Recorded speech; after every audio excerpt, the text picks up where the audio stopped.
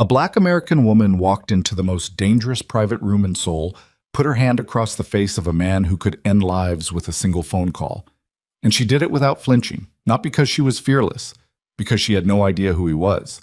And instead of destroying her, he smiled.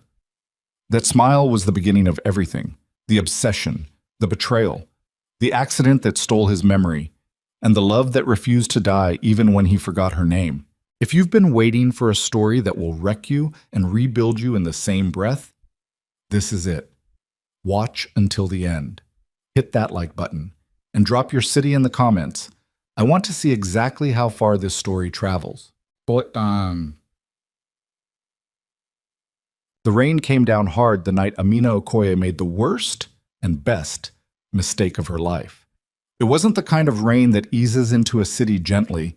It was the kind that arrives with no warning, hammering the streets of Seoul's Gangnam district like something furious had been waiting all day to break loose. The gutters ran fast and black. Taxi headlights refracted off the wet pavement in long, smeared streaks of white and gold. Amina barely noticed any of it. She was already running. Her heels hit the sidewalk at a pace that was close to reckless, the strap of her bag cutting into her shoulder as she weaved between slow-moving umbrellas and startled pedestrians who turned to watch her go. Her phone was pressed so hard against her ear that she'd feel the indent for an hour afterward. The line had gone dead 2 minutes ago. Imani had called her, voice cracking, words bleeding into each other. And then nothing. Just silence and the ambient noise of bass-heavy music behind it. Amina knew that music. She knew that venue. Club Obsidian didn't advertise. It didn't need to. If you had to ask where it was, you didn't belong there. It operated out of a converted basement space beneath a luxury hotel on Apgujeong Road, accessible only through a side entrance that most people walked past without registering. There was no sign. There was a door, matte black with a small geometric emblem etched into the steel, and two men who stood outside it with the kind of stillness that wasn't natural. The kind that was trained. She'd been to Club Obsidian exactly once before, 6 months ago, for a private industry party. She hadn't liked it then.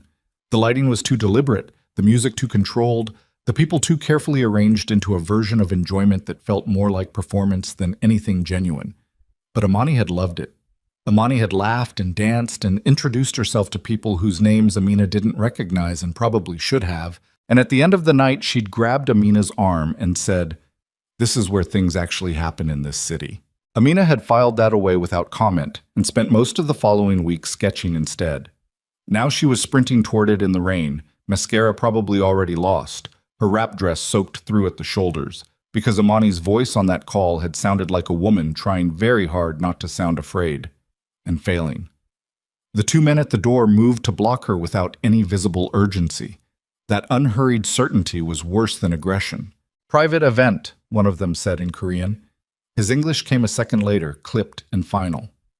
"Not open tonight." "My friend is inside." Amina kept her voice flat. She'd learned early in Seoul that panic read as weakness, and weakness got doors closed in your face. "She called me. I need to go in." "Name?" "Amina Okoye." "I don't know if I'm on a list." "You're not." She looked at him. He looked back. The rain drummed against the awning above them. "Her name is Imani Brooks," Amina said. "She's Korean-American. About my height, natural hair, red dress. She called me 15 minutes ago and the line went dead. I am not leaving this sidewalk until someone goes inside and checks that she is okay."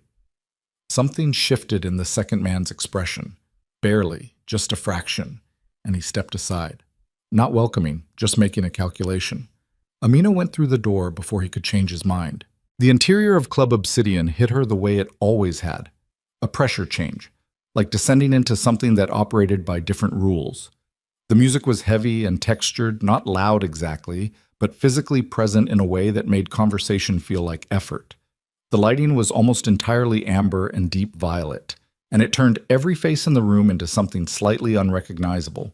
The crowd was thin but deliberate. Men in suits that cost more than most people's monthly rent. Women who moved like they knew they were being watched and had made peace with it long ago. Private booths along the far wall, each one curtained in dark fabric that could be drawn for total privacy. Amina scanned fast. No Amani at the bar. No Amani at the low tables in the center. No Amani on the small elevated platform near the DJ booth where a few people stood with drinks in their hands, barely moving to the music.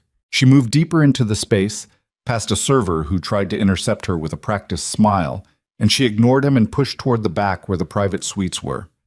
The curtains on most of them were open. Couples. Small groups. Men with laptops, which struck her as absurd given the setting, but she filed it away and kept moving. The last suite on the left had its curtain drawn. Through the fabric, muffled but unmistakable, she heard something that sounded like Amani's voice, high and tight and frightened. Amina pulled the curtain back. What she saw took her brain approximately 2 full seconds to process, which was long enough for everything to go wrong. The suite was larger than it looked from outside. Low leather seating arranged in a U shape, a table with bottles she didn't look at. And in the center of the space, a man, tall, broad across the shoulders, dark suit, short dark hair, was in the process of lifting Amani off the couch. Amani's head was lolling. Her eyes were half open and unfocused. One of her heels had come off and was lying sideways on the floor.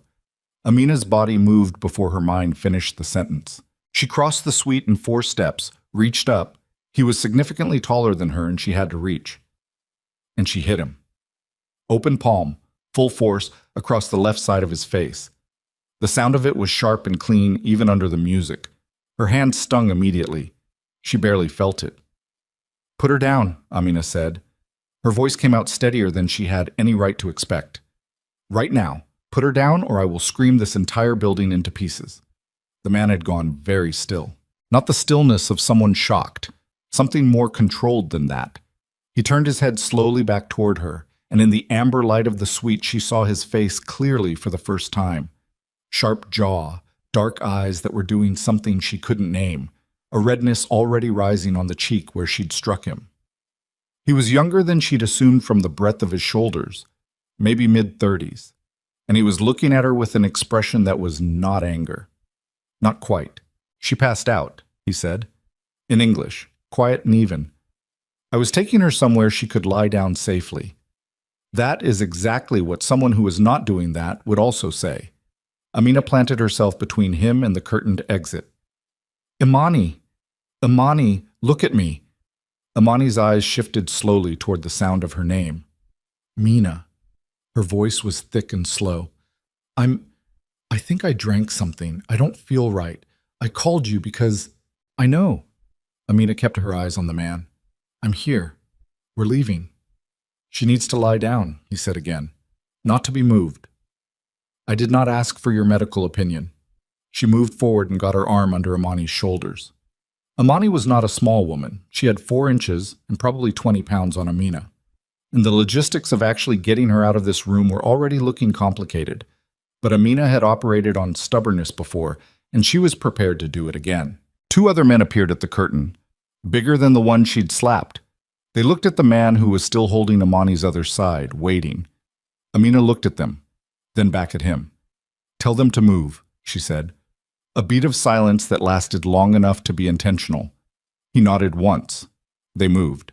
Amina got Amani out of the suite and through the main floor of the club, which had gone conspicuously quieter around them, people not staring openly, but not looking either, and out through the side door into the rain. She got Amani into a cab that was already idling at the curb, which in retrospect was either remarkable luck or something she refused to think about too hard, and she gave the driver the address for Amani's apartment building and sat in the back with Amani's head against her shoulder while the streets of Gangnam blurred past in the rain. Imani was asleep before they crossed the first intersection. Amina didn't sleep. She sat with her hands in her lap and her heart still running fast and replayed the expression on that man's face. The stillness, the way he'd looked at her after she'd hit him, like he was cataloging her rather than reacting to her, like she was something unexpected and he was deciding what to do with that information. She told herself she'd never see him again. She was wrong. Batik. Black Lotus Couture occupied the top 3 floors of a glass tower in Mapugu that had been purpose-built for it 12 years ago, when the house was at the height of its first wave of international recognition. The exterior was clean and severe, matte black panels alternating with floor-to-ceiling glass. And the lobby was the kind of space that made you stand up slightly straighter without meaning to. White stone floors, architectural lighting, a single enormous installation piece in the center, black lacquered branches suspended from invisible cables, reaching in every direction, frozen mid-motion.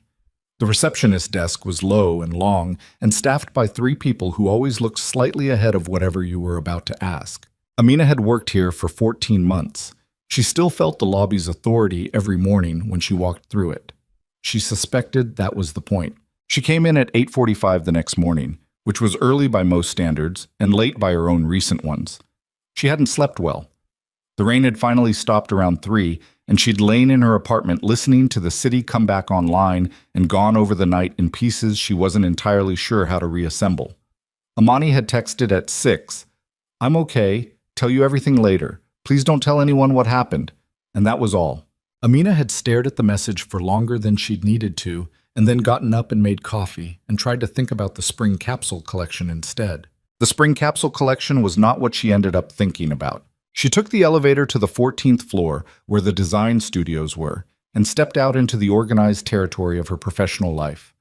Long tables covered in fabric samples, pinboards dense with reference images and half-finished sketches, the low hum of sewing machines from the adjacent workroom, the smell of new fabric and coffee, and whatever cleaning product the overnight crew used on the floors.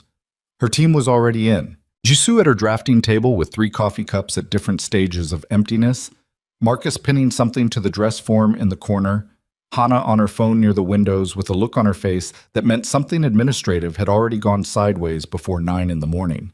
"There's a company meeting," Hana said when she saw Amina. "All department heads, main conference room, 9:15. "About what?" "No one's saying, but they called it last night, which means whatever it is, it's significant." Amina set her bag down and looked at the dress form Marcus was working with and said nothing about the hem that was sitting about 4 millimeters off. She'd fix it after the meeting. "How significant?" Hana lowered her voice slightly. "I heard from someone in legal that there's been an ownership transfer, like finalized recently. New primary shareholder." Amina looked at her. "I don't know who," Hana said quickly. "I'm just telling you what I heard. Black Lotus Couture's founder, Director Shin, had been in declining health for the better part of 2 years. There had been quiet industry conversation about succession, who would buy, who would invest, what the house's future looked like in hands other than the family that had built it. Amina had followed it the way she followed most corporate maneuvering, with peripheral attention, close enough to know when to be concerned, far enough not to spend energy on things she couldn't control. The meeting would tell her what she needed to know. She was the last department head to arrive in the conference room, which was a long glass-walled space on the 16th floor with a view of the Han River on clear days. Today the sky was still overcast from last night's rain, and the river was a flat gray ribbon in the distance. The other department heads were already seated. Creative direction, marketing, production, retail operations, international partnerships, legal. Director Shin's chair at the head of the table was empty. The chair beside it was not. Amina was 4 steps into the room when she stopped. The man in the chair beside Director Shin's was wearing a dark suit. He had short dark hair and a sharp jaw and dark eyes, and there was a faint redness on the left side of his face that was already beginning to bruise. He was looking directly at her. Amina stood in the doorway of the conference room for exactly as long as it took her brain to confirm what her body had already registered, which was not long. Then she walked to the nearest empty chair and sat down.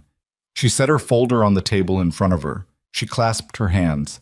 She looked at the surface of the table and breathed through her nose and told herself with absolute conviction that she was not going to lose control of this moment. Director Shin came in from the side door, smaller than Amina remembered, leaning slightly on an assistant's arm.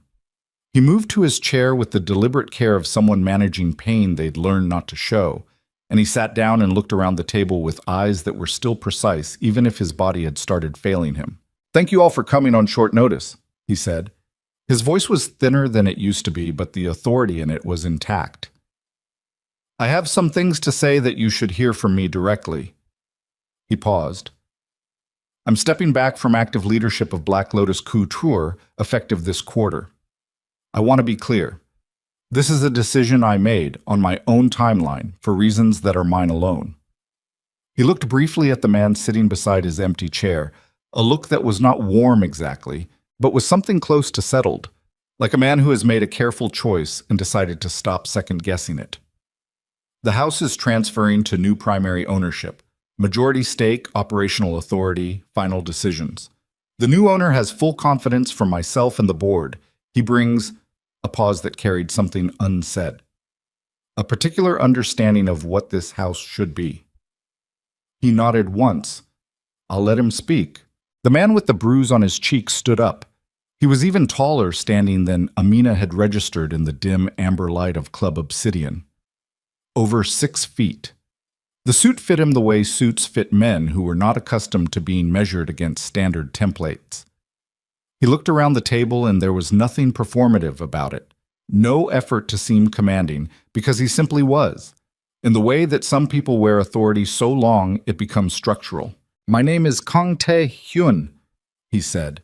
His English was fluent and slightly formal, the kind built on education rather than immersion. I'll be direct with you because I don't think this house or the people in it benefit from being managed around. I'm not here to dismantle what Director Shin built. I'm here because I believe this house has been operating below its actual ceiling for several years, and I intend to correct that. He let the silence sit for a moment. Every department head in this room will have a meeting with me individually within the next 2 weeks. I'll be reviewing current projects, ongoing commitments, and what each division sees as its biggest opportunities and obstacles.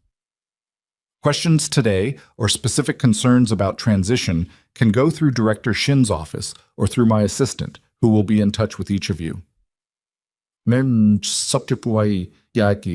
Another pause. That's all. He sat back down. The meeting lasted another 12 minutes, none of it significant. People nodded. Someone from legal asked about operational continuity.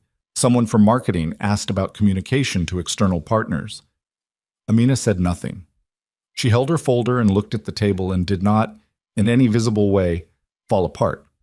She was very good at not visibly falling apart. It was a skill she'd built over years of being one of the few people in every room who looked like her, working in an industry that had very specific and narrow ideas about who belonged in which parts of it. She'd learned to keep her face still when things surprised her. She'd learned to wait. She'd learned that the first reaction was almost never the one you wanted people to see. The meeting ended.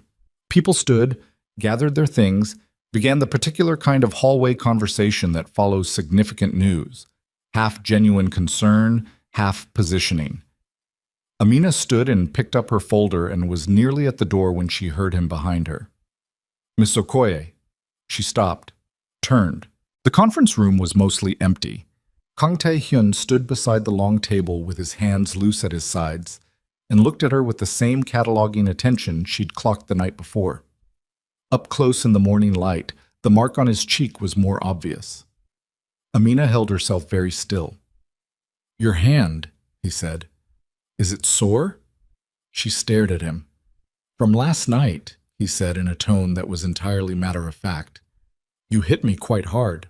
I believed my friend was in danger, she said, each word measured. I made a decision based on what I saw. Yes. He tilted his head slightly. What did you see? A large man in a private suite with an unconscious woman. He looked at her for a moment. She had been drinking since 6. Her friends had left. She was alone and becoming a problem for my staff. I was moving her to a room where she could sleep safely. A beat. I understand why the situation read the way it did. Amina said nothing. I'm not interested in relitigating last night, he said.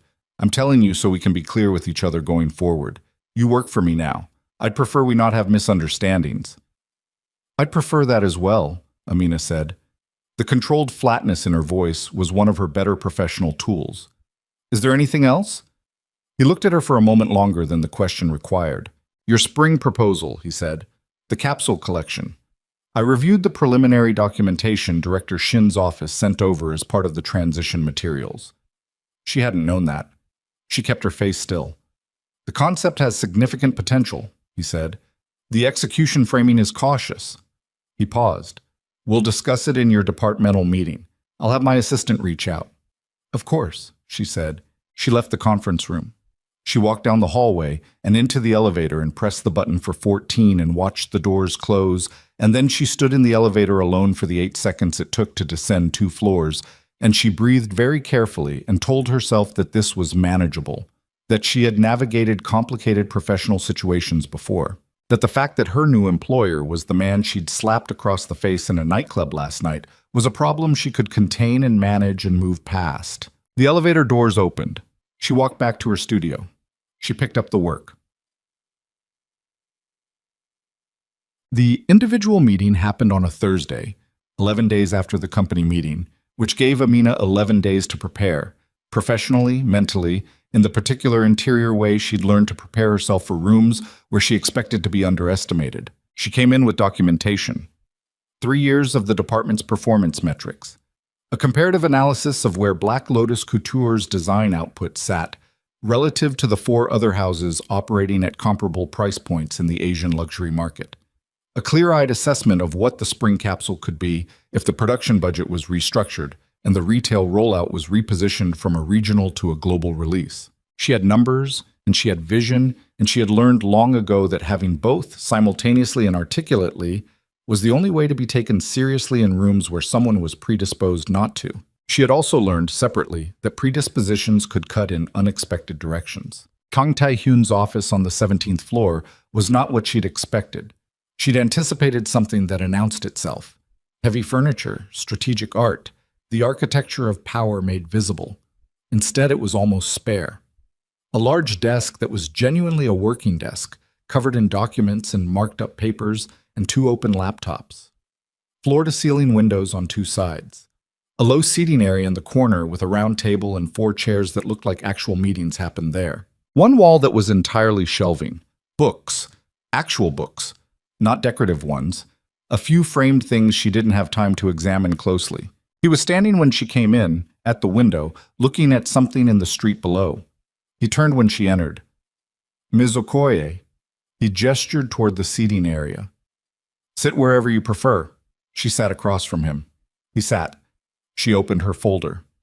I'll start with the department overview and then move to the spring capsule specifically if that works, she said.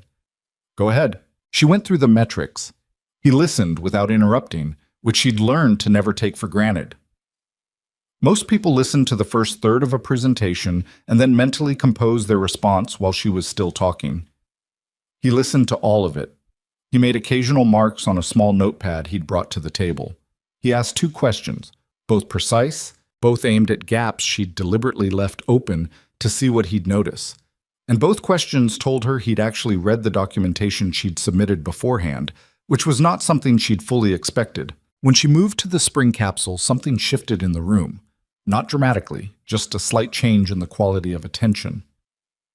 The concept I presented in that documentation is a conservative version, she said.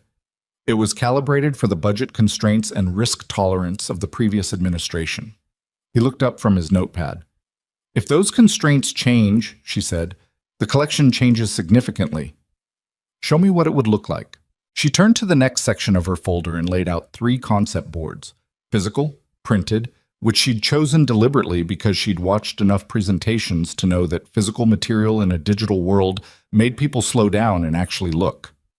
The board showed fabric samples, silhouette sketches, color references, and 3 mood images that she'd commissioned specifically for this meeting. Shot in Seoul locations, but lit and framed in a way that made them feel neither purely Korean nor purely Western.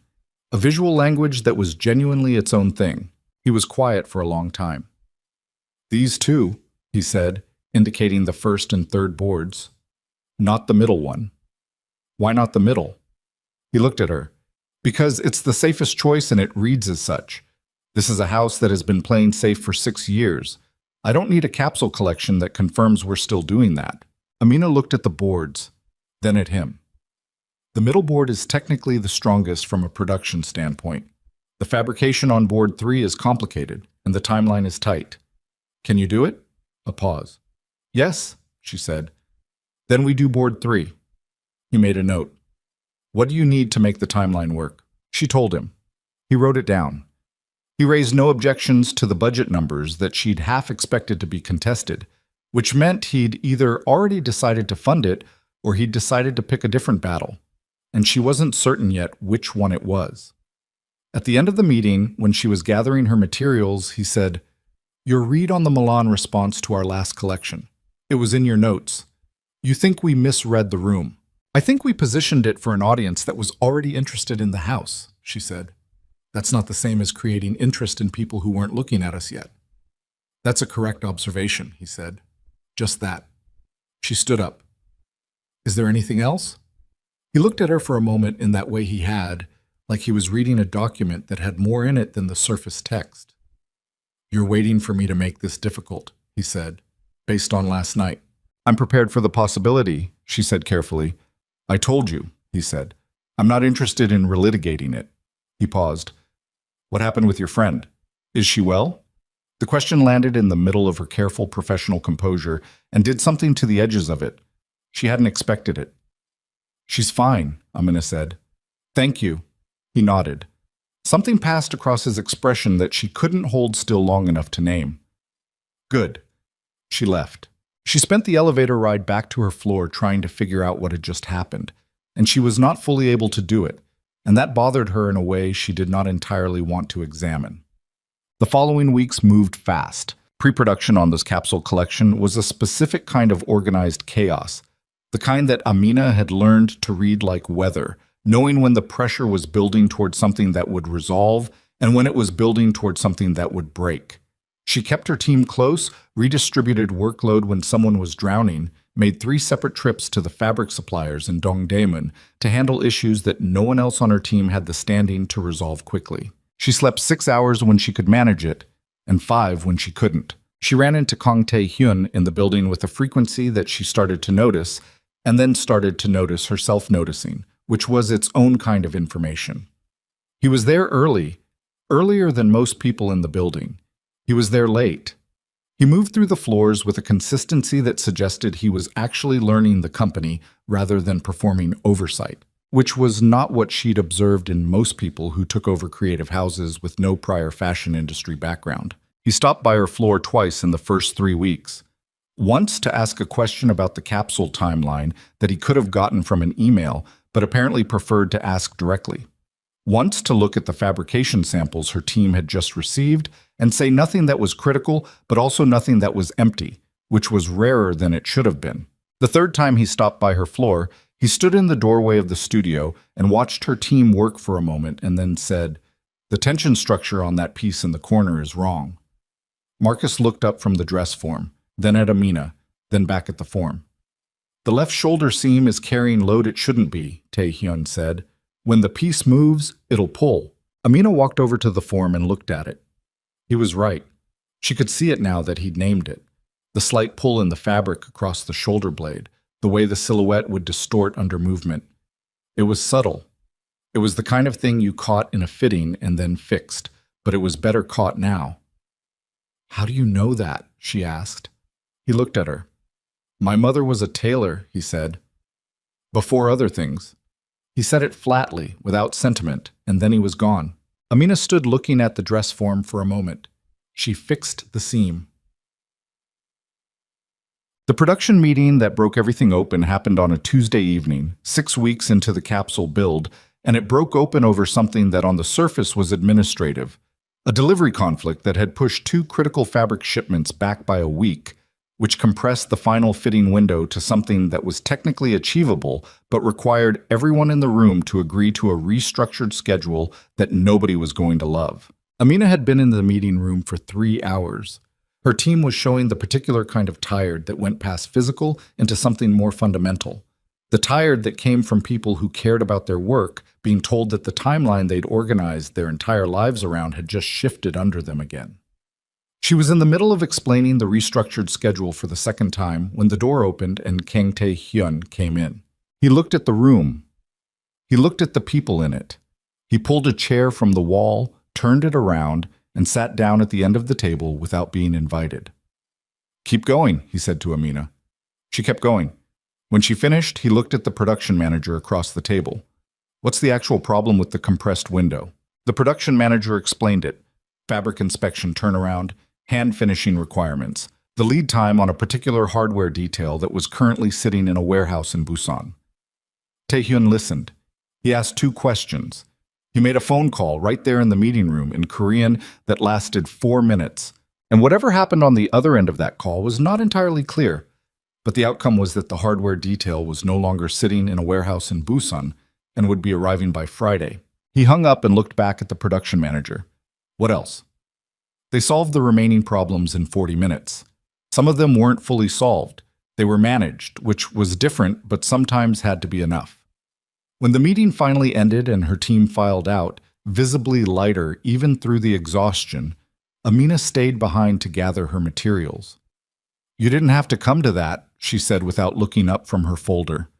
I know, he said. She looked up.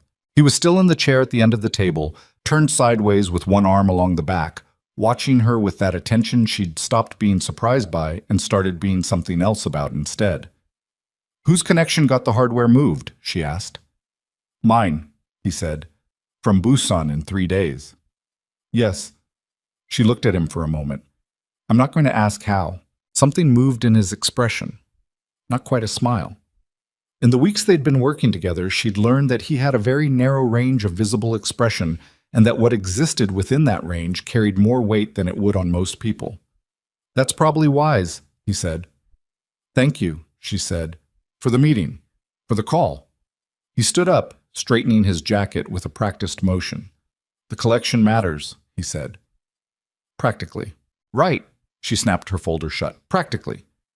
She left the meeting room. In the hallway, she passed 2 of her junior designers who were too tired to fully hide the way they looked at her when she walked past, which was a particular kind of look she'd been receiving for the past 2 weeks and had not yet figured out what to do with.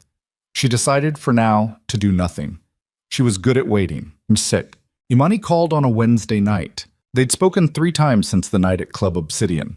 Brief calls, surface conversations, Imani doing what she always did when she didn't want to fully address something, which was talk around it with enough warmth and forward momentum that you almost didn't notice the center was missing.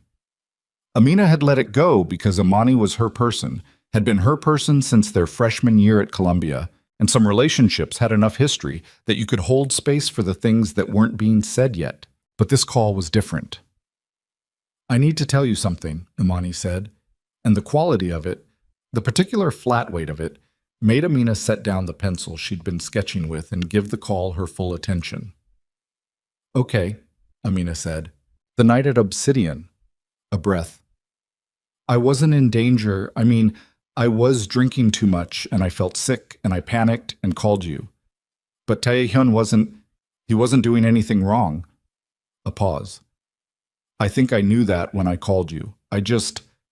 I was scared, and you're who I call when I'm scared. Amina held the phone and looked at the sketch on her pad. Mina. I'm here. Are you upset? She stopped, reorganized.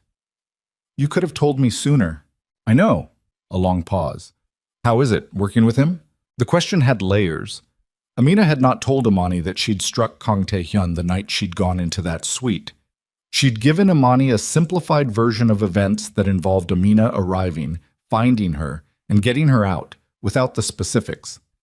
And she had told Imani about the ownership transfer at Black Lotus Couture, and watched Imani's face on their video call go through something complicated that she'd attributed at the time to general surprise. It's, Amina chose carefully, professional. Imani stopped, started again.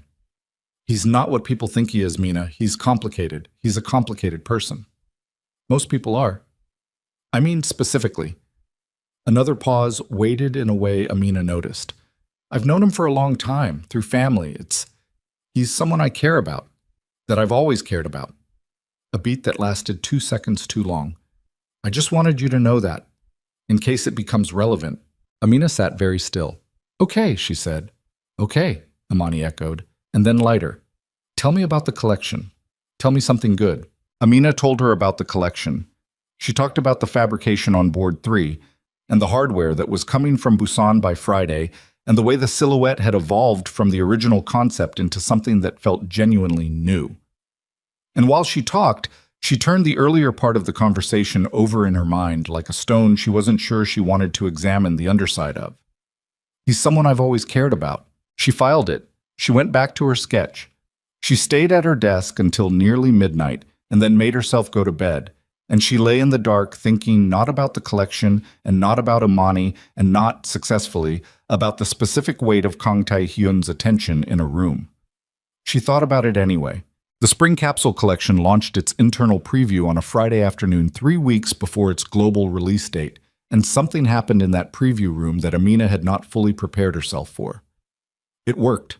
Not in the modest, technically successful way that sometimes had to be enough. In the way that made her team, who had lived inside every flaw and compromise and 3 in the morning problem of this collection for 2 months, actually go quiet when the first piece came through on the model, and then quietly, one by one, start to straighten up.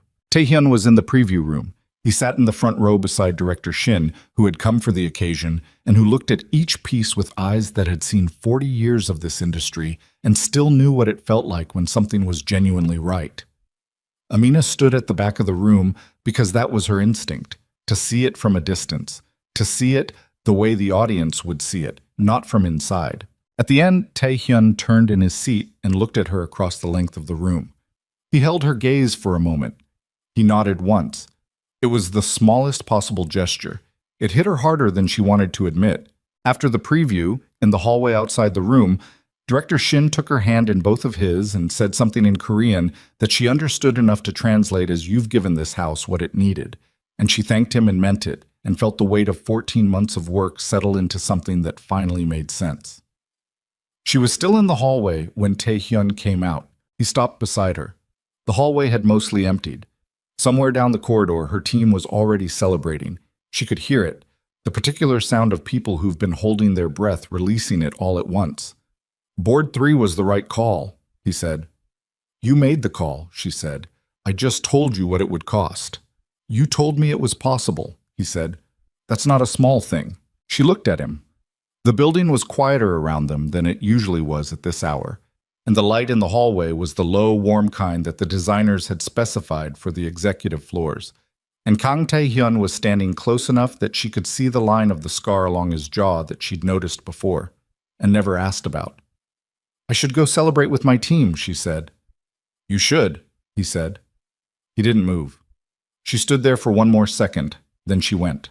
She didn't look back, but she was aware of him standing there as she walked away, and she was aware of herself being aware of it, and she walked through the door to where her team was waiting and let the noise and warmth of it close over her head like water. Across the city, in an office building 3 kilometers away, a man Amina didn't know yet was looking at surveillance photographs of Kang Tae-hyun's most recent associates, and Amina Okoye's name was appearing, for the first time, on a list that she had absolutely no idea she was on. It would not be the last time. The name on the list was Amina Okoye, and for 3 days after the preview, she knew nothing about it. She knew about the collection. She knew about the coverage that started coming in from the fashion press within 48 hours of the internal preview. Cautious at first, the way industry coverage always was when a house made a significant departure from its established register, and then less cautious, and then not cautious at all. She knew about the message from a buyer in Paris who had seen the lookbook and wanted to discuss an early order. She knew about director Shin sending a handwritten note to her studio that her assistant had placed on her desk without comment, as if it were simply another piece of correspondence, which it was not. What she didn't know was that in an office 3 kilometers from Black Lotus Couture, a man named Woo Seung-jae had been building a file on Kang Tae-hyun for 11 months, and that file had just acquired a new section. She also didn't know, not yet, not fully, what Imani's phone call had actually meant. The celebration her team had started in the hallway moved to a bar 2 blocks from the building, the kind of place that had cheap beer and wooden tables worn smooth by years of elbows and didn't try to be anything other than what it was. Amina stayed for 2 hours. She drank 1 beer and then switched to water and watched her team be loud and relieved and slightly ridiculous in the way that people allowed themselves to be when weeks of pressure finally released all at once. Yisu did an impression of the fabric supplier in Dongdaemun that was apparently accurate enough to make Marcus laugh so hard he had to put his drink down. Hana made a toast that started professionally and then went somewhere personal and slightly tearful that she recovered from admirably. Amina laughed when it was appropriate and meant most of it and went home at 10:30. Her apartment was on the ninth floor of a building in Mapo-gu, 20 minutes from the office by subway, which she'd chosen specifically for that commute distance when she'd relocated to Seoul. It was not large. It had good light in the mornings and a window in the kitchen that looked out over a narrow street lined with the kind of small shops that hadn't been replaced yet by the newer, cleaner commercial developments moving through the neighborhood. She liked it. It was the first place she'd lived since leaving Chicago that felt like a decision rather than a temporary measure. She made tea and sat at her kitchen table and opened her laptop and answered 3 emails that couldn't wait, and then closed the laptop and sat with the tea and the quiet and thought about Amani's phone call. He's someone I've always cared about.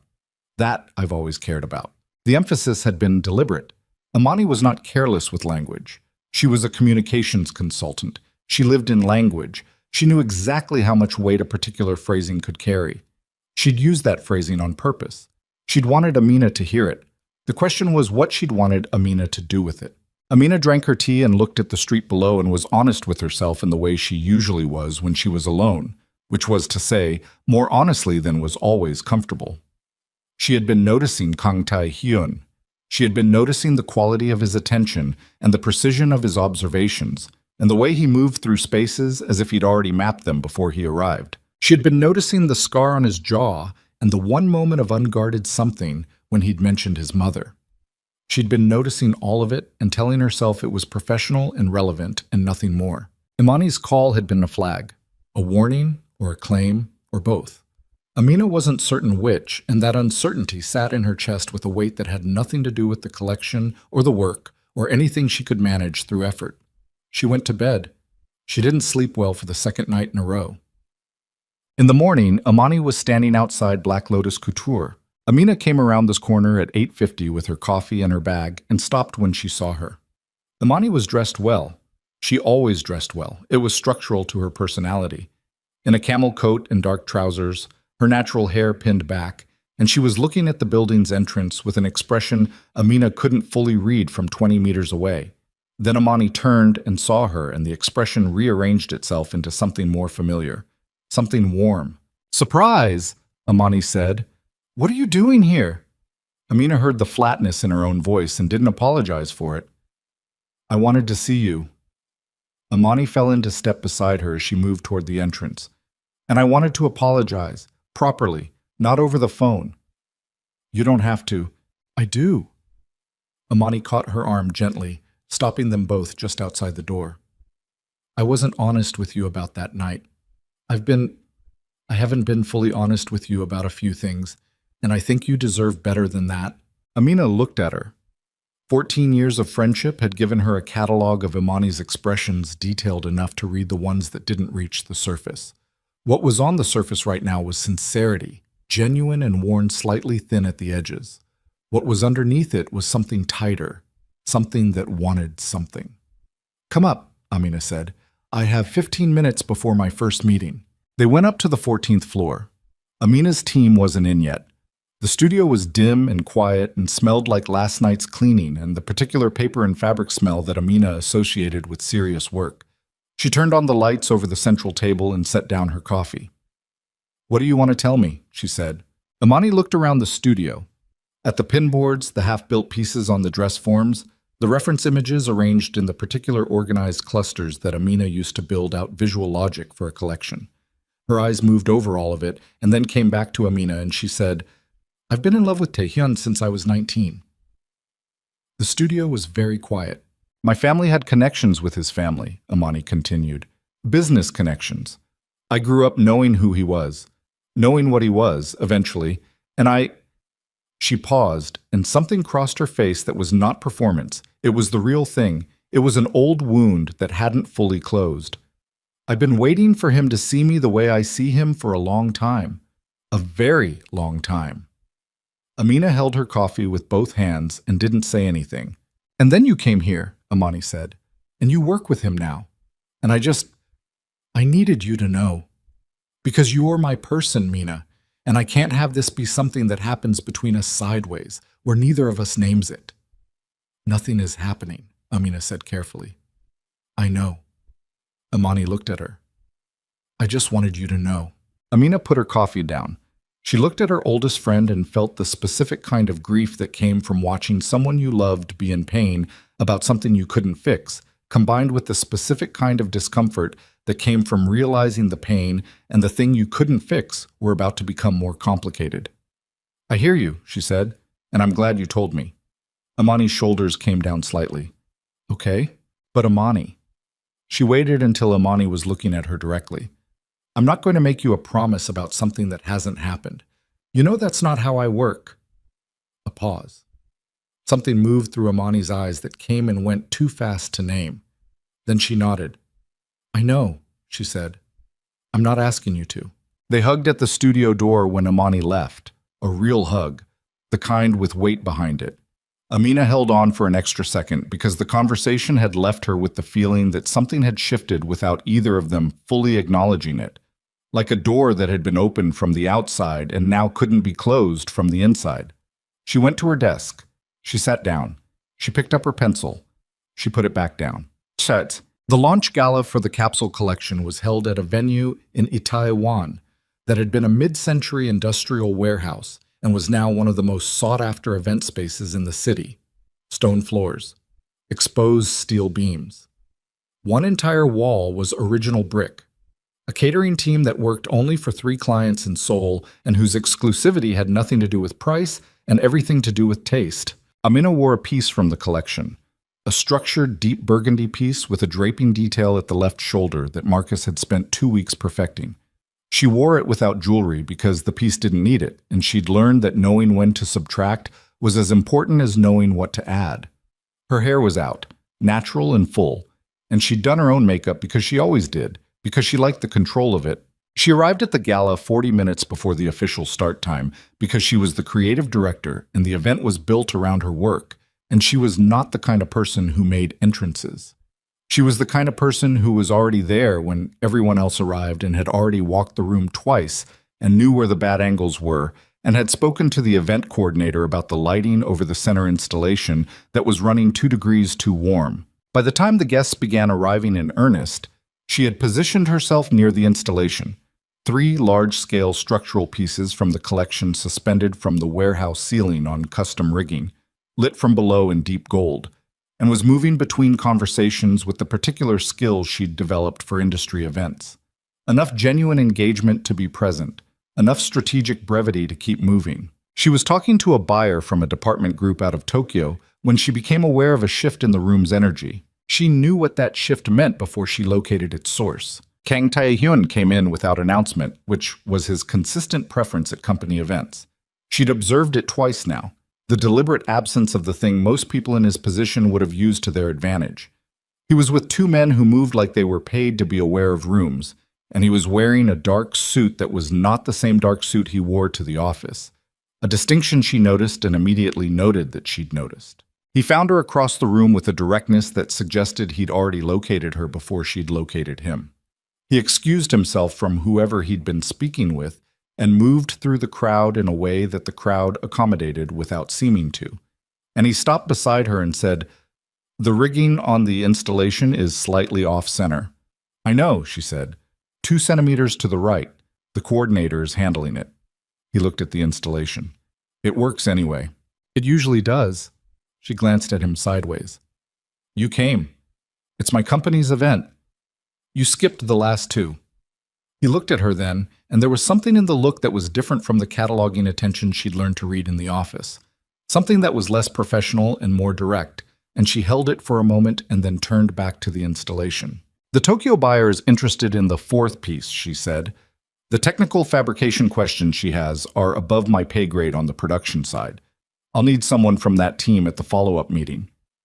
"I'll have it arranged." He paused. "The piece she's interested in, board 3. "Yes." "Good choice," he said. Something in his voice that was as close to warmth as she'd heard from him. Not all the way there, in the vicinity. They stood beside each other and watched the room for a moment, which was an unusual thing to do at a professional event, and both of them knew it, and neither of them moved. Then Amani appeared. She came through the main entrance in a green dress that was doing everything it was supposed to do, which was considerable, and she scanned the room with the practiced efficiency of someone who'd been attending industry-adjacent events since before she was old enough to drink at them. Her eyes found Tae-hyun first. Amina caught it, the microsecond of focus before Imani's gaze swept wide again to take in the full room. Then Imani started across the floor toward them. Amina watched her come and felt the specific geometry of the moment arrange itself into something she had very little control over. Tae-hyun. Imani reached them and went directly to him, her hand on his arm, her smile doing something specific, warm and familiar, and not quite public. The smile of someone invoking a shared history. "I didn't know you'd be here tonight." "Imani." His voice was neutral, not cold, the kind of neutral that was its own form of information. "It's been months." Imani kept her hand on his arm, a beat past comfortable. "You never return my messages." "I've been busy." "Everyone's always busy." She turned the smile toward Amina, and it recalibrated as it turned, and Amina registered the recalibration with something that landed in her stomach. "Mina, you look incredible. The piece is perfect on you." "Thank you for coming," Amina said, even in genuine, and she meant it. "Of course." Imani looked between them. "Am I interrupting something?" "No," Amina said. "We were discussing the installation," Tae-hyun said. "Right." Imani's smile didn't move. The installation. The evening proceeded. Amina moved through it the way she always did, and Imani moved through it in her own orbit that kept intersecting with Tae-hyun's in ways that might have been coincidence and were not. And Tae-hyun moved through it with his characteristic stillness and said things when things were worth saying and didn't when they weren't. At 9:30, Amina found herself at the bar getting water, and Imani appeared beside her and said, without preamble, "How long has that been going on?" "Nothing is going on," Amina said. "Mina, I mean it."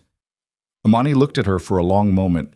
Her jaw was set in a way Amina recognized, the way it got when Imani was managing something she didn't want to show.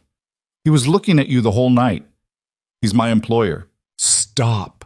Imani's voice dropped. "I know you. I've known you for 14 years. Don't do the thing where you make it smaller than it is." Amina set her water glass down. "Imani, I told you this morning, I'm not making you a promise about something that I'm not asking for a promise." Imani's voice was quiet and tight and had something raw at the edges of it. "I'm asking you to be honest with me." The bar was crowded around them. Music and voices and the particular ambient noise of a successful industry event pressing in from every direction. Amina looked at her friend and felt the old grief again, sharper this time, and underneath it something else, something that might have been anger, not at Imani, at the situation, at the fact that feelings had a way of arranging themselves with no regard whatsoever for the damage they caused to people who got in between them. "I don't know what's happening," Amina said. It was the truest thing she could say. "I genuinely don't know." Imani looked at her. Her chin came up slightly. "Okay," she said, and then she walked away. The after-party moved to Club Obsidian. Amina did not plan this.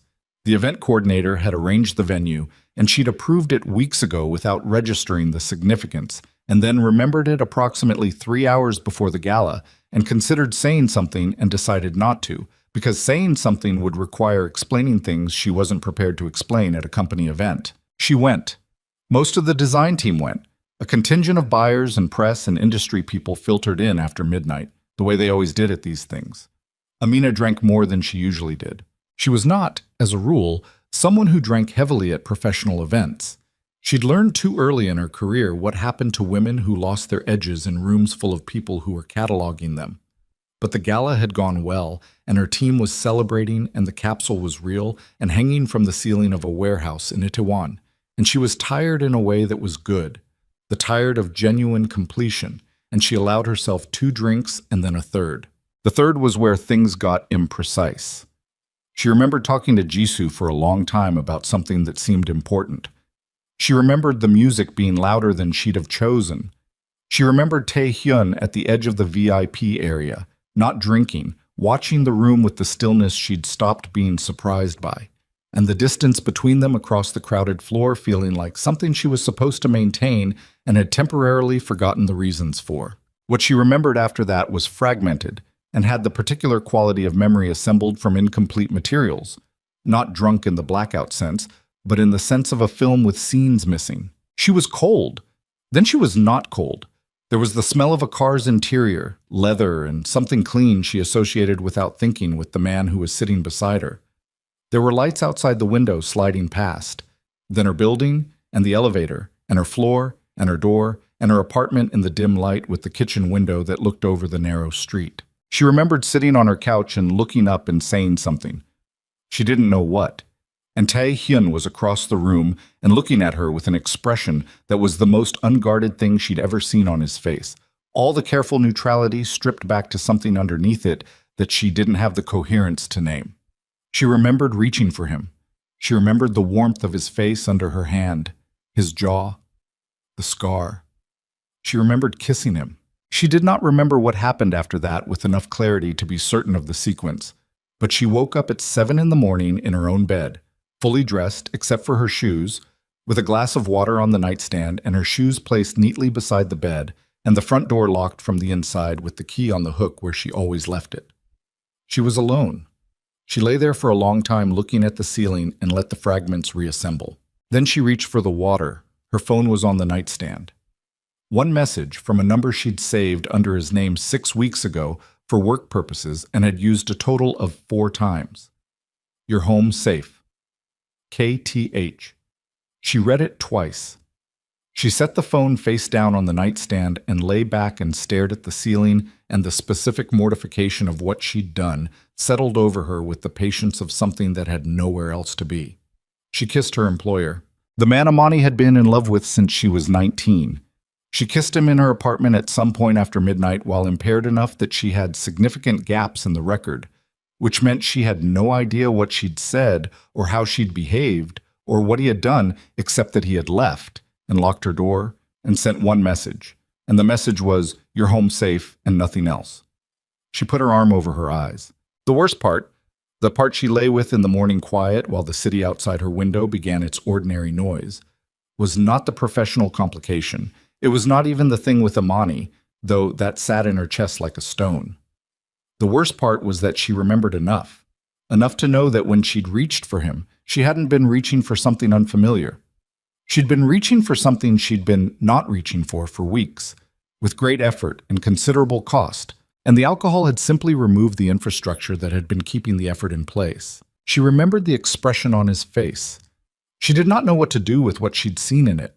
She got up, she showered, she made coffee.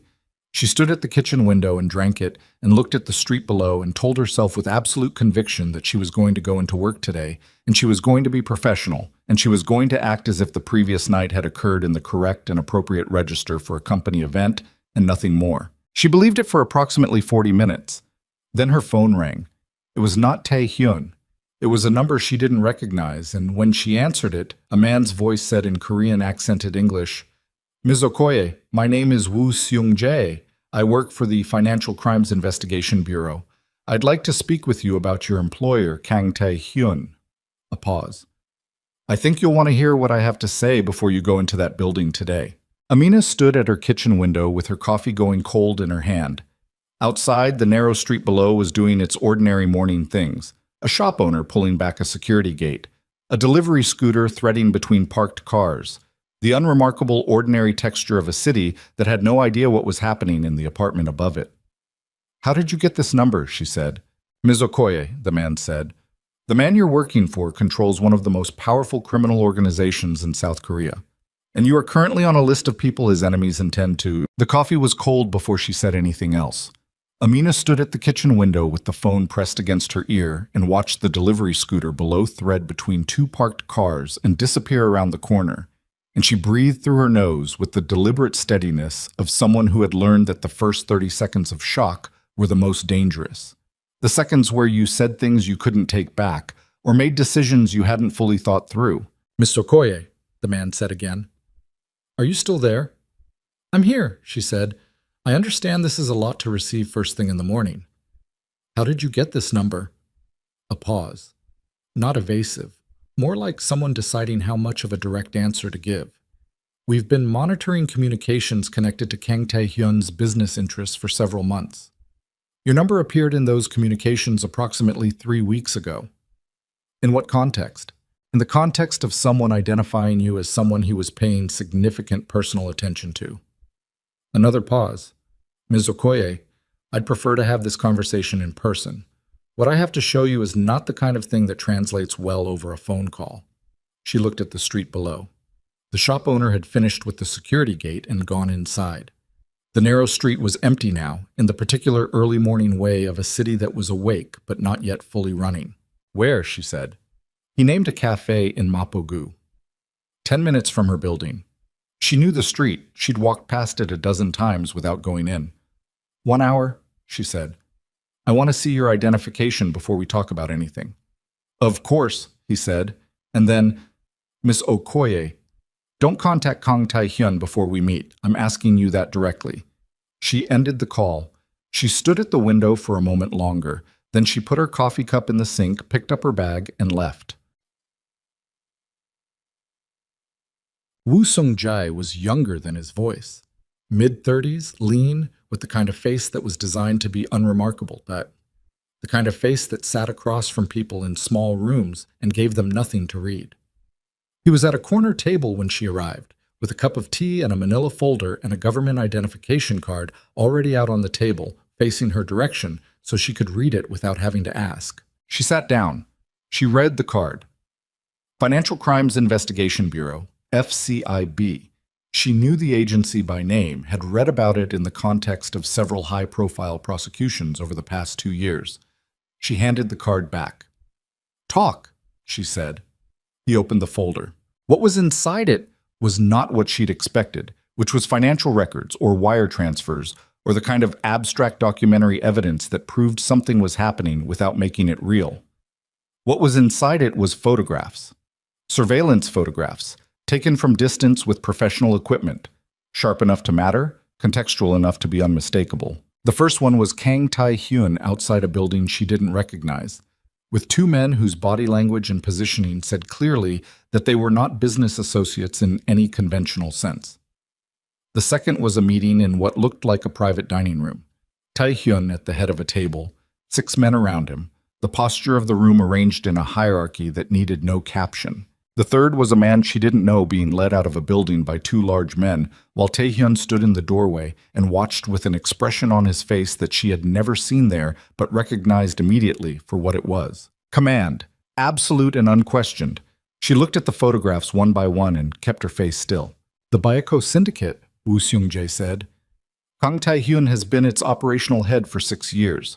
Before that, he was second in command under his father, who died of a cardiac event in custody while facing prosecution for racketeering and extortion charges.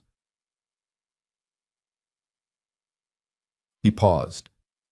The syndicate controls significant portions of Seoul's underground economy, high-end smuggling, protection arrangements, financial manipulation through legitimate business fronts. Black Lotus Couture is one of 6 such fronts currently active. Mas Isastat. Amina put the last photograph face down on the table. The house is clean, Wu said. The people who work there, the work they do, we're not interested in any of that. I want to be clear about that. Then what are you interested in? Him. He tapped the folder. We've been building this case for 11 months. We're close. But we need something we don't have yet. A connection between the legitimate business operations and specific syndicate activities that we can present to a prosecutor as direct evidence rather than inference. He looked at her steadily. You have access. You work closely with him. You're in his building, in his meetings, in his professional confidence. Amina looked at him. I'm not asking you to wear a wire, he said quickly. I'm asking you to be aware, to note things, conversations that seem outside the scope of the fashion business. Meetings with people who don't fit the professional context, documents you might have incidental access to. Nothing that puts you at risk. Nothing that puts me at risk, she repeated. Ms. Okoye, he controls a criminal organization. She heard the flatness of her own voice and let it stay flat. You just told me I'm on a list of people his enemies are targeting, and you're asking me to gather information on him from the inside. She leaned forward slightly. What part of that doesn't put me at risk? Wu was quiet for a moment. The risk is already there, he said. You're already in proximity to him. We're offering you context and, if it becomes necessary, protection. If it becomes necessary. She looked at him. That's not protection. That's a contingency. Miss Okoye. He folded his hands on the table. I understand your hesitation, but I need you to understand something. The man who organized your capsule collection launch, who moved hardware from Busan with a single phone call, that phone call went to a man named Park Dae-won, who runs distribution for the syndicate's import operations. The reason the hardware arrived in 3 days is that it was transported on a vehicle that was also transporting other things that are not accessories to luxury fashion.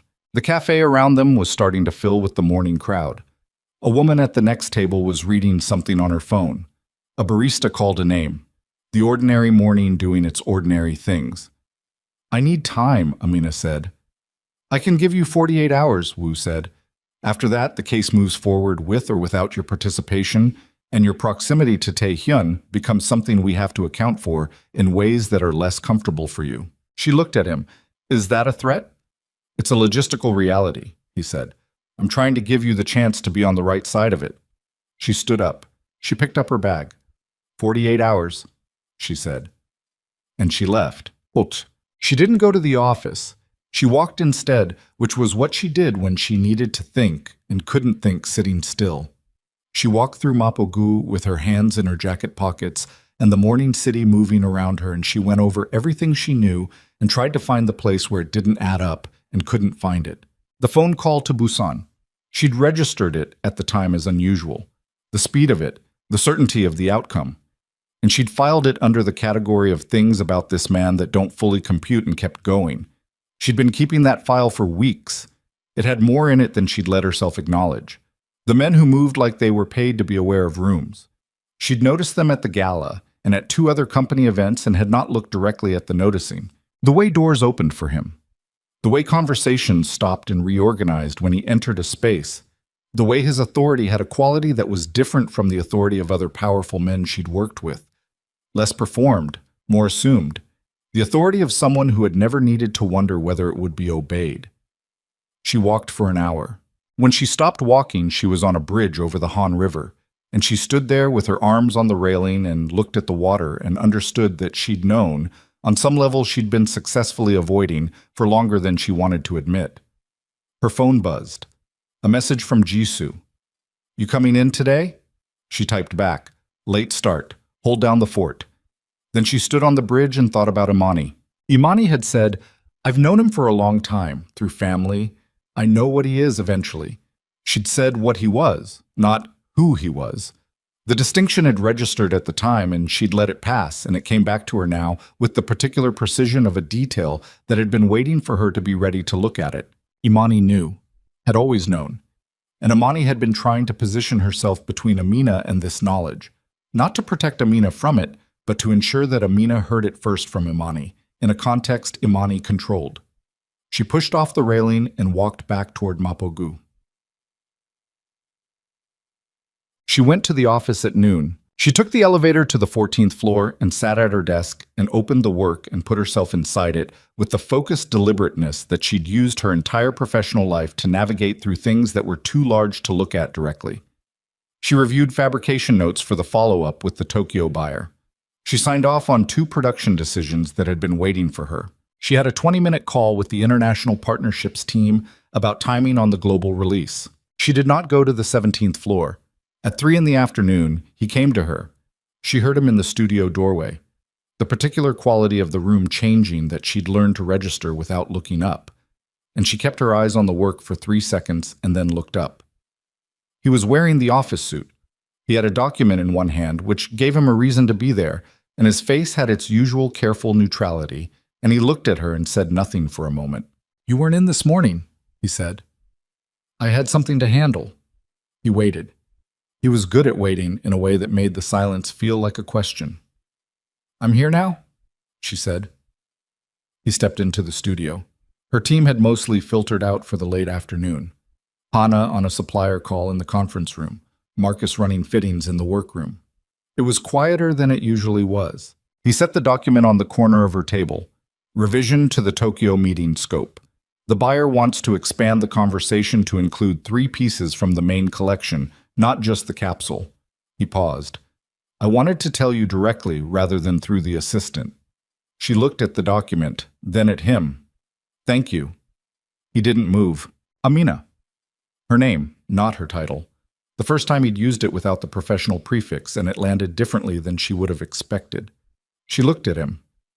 Last night, he said. Careful and direct in the way he was always careful and direct, as if he'd decided to say the thing and committed to saying it cleanly. I want to know that you're all right. I'm fine, she said. That's not what I asked.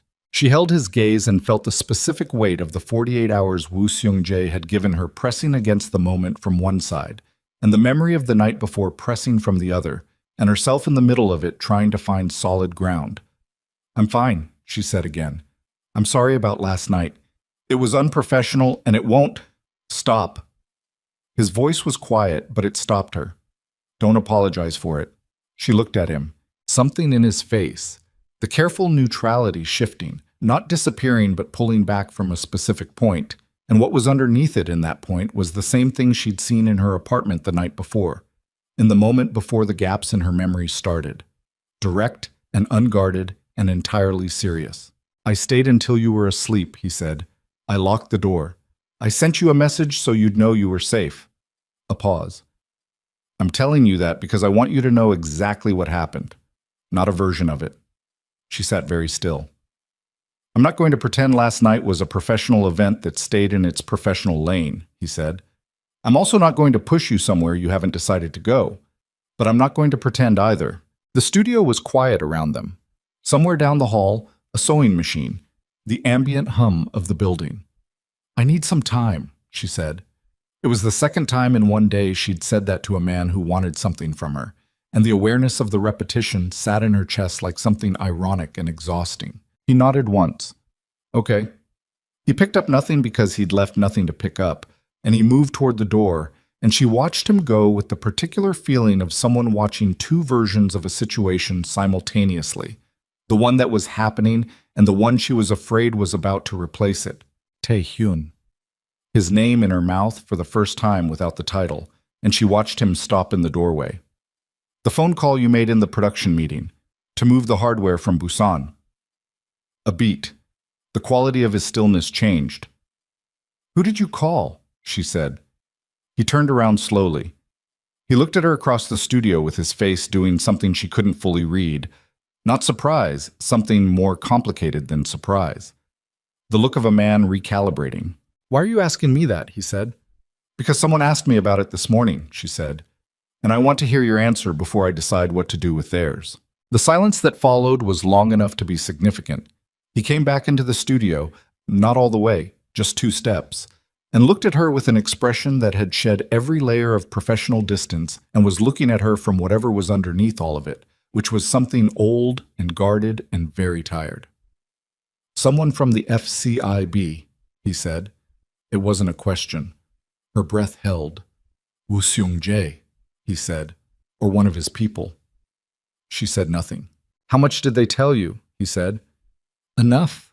Her voice held. She was proud of that, obscurely. Is it true? Another long silence. He looked at her, and she could see him making a decision in real time.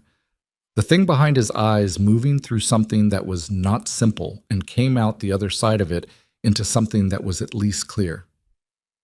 Yes, he said. The word hit her the way she'd known it would, and she'd prepared for it, and it hit her anyway. She breathed through it. How much of what I work on? She started. None of it, he said immediately. The house is clean. Everything your team does, everything you build, it has nothing to do with the rest of it. I've kept them completely separate. Why? He looked at her. Because what happens here is real. What you build here is real. I didn't want it contaminated. She looked at her desk, at the fabrication notes and the Tokyo buyer documentation, and the reference images pinned to the board behind her table. The actual work of an actual life she'd built in this city. They want me to report on you, she said. Woo, that's why he called me. Taehyun's jaw tightened, just slightly. And I have 48 hours to decide. She looked at him. I'm telling you because you told me the truth, and I think you deserve to know. He was very still. Amina. Her name again, and this time it had something raw in it that she hadn't heard from him before. Whatever you decide, he stopped, reorganized. If you decide to cooperate with them, I need you to understand what that means for you, not legally, practically.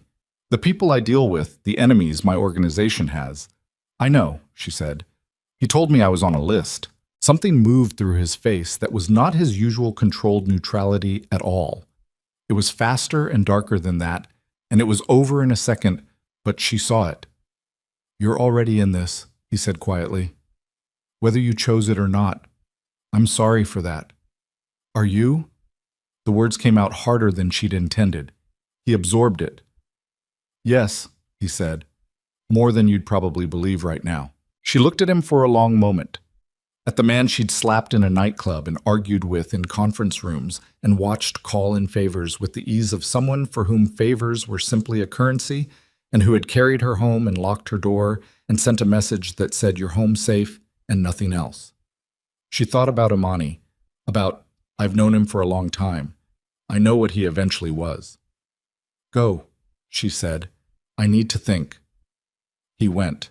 She sat in the studio alone and put her hands flat on the desk and breathed. Then her phone rang. Imani. She stared at the name on the screen for 4 rings. Then she answered. I need to see you, Imani said. Her voice had a quality to it that Amina hadn't heard before, tight and high and controlled in the specific way of someone suppressing urgency. Not tomorrow, tonight. Imani. I know about Woo Seung-jae, Imani said. I know he called you. And there are things I need to tell you before you make any decision, Mina. Things I should have told you a long time ago. Amina closed her eyes. Where? She said. Imani named a restaurant in Itaewon. Private enough. Quiet enough. 8 o'clock, Amina said. She hung up. She sat for another moment. Then she opened the work back up and stared at it without seeing it, and thought about the 48 hours she'd been given and how many of them were already gone, and how the window between knowing something and having to act on it was always so much smaller than you needed it to be. The restaurant Imani had chosen was the kind of place that understood privacy as a service. Low lighting, booths with high backs, a noise level calibrated to make the table next to you inaudible without making the room feel hushed. Amina arrived first. She ordered water. She sat with her hands in her lap and watched the door. Imani came in at 8:10. She looked different from the gala. The green dress replaced with something dark and plain. The careful presentation stripped back to something closer to the person underneath it.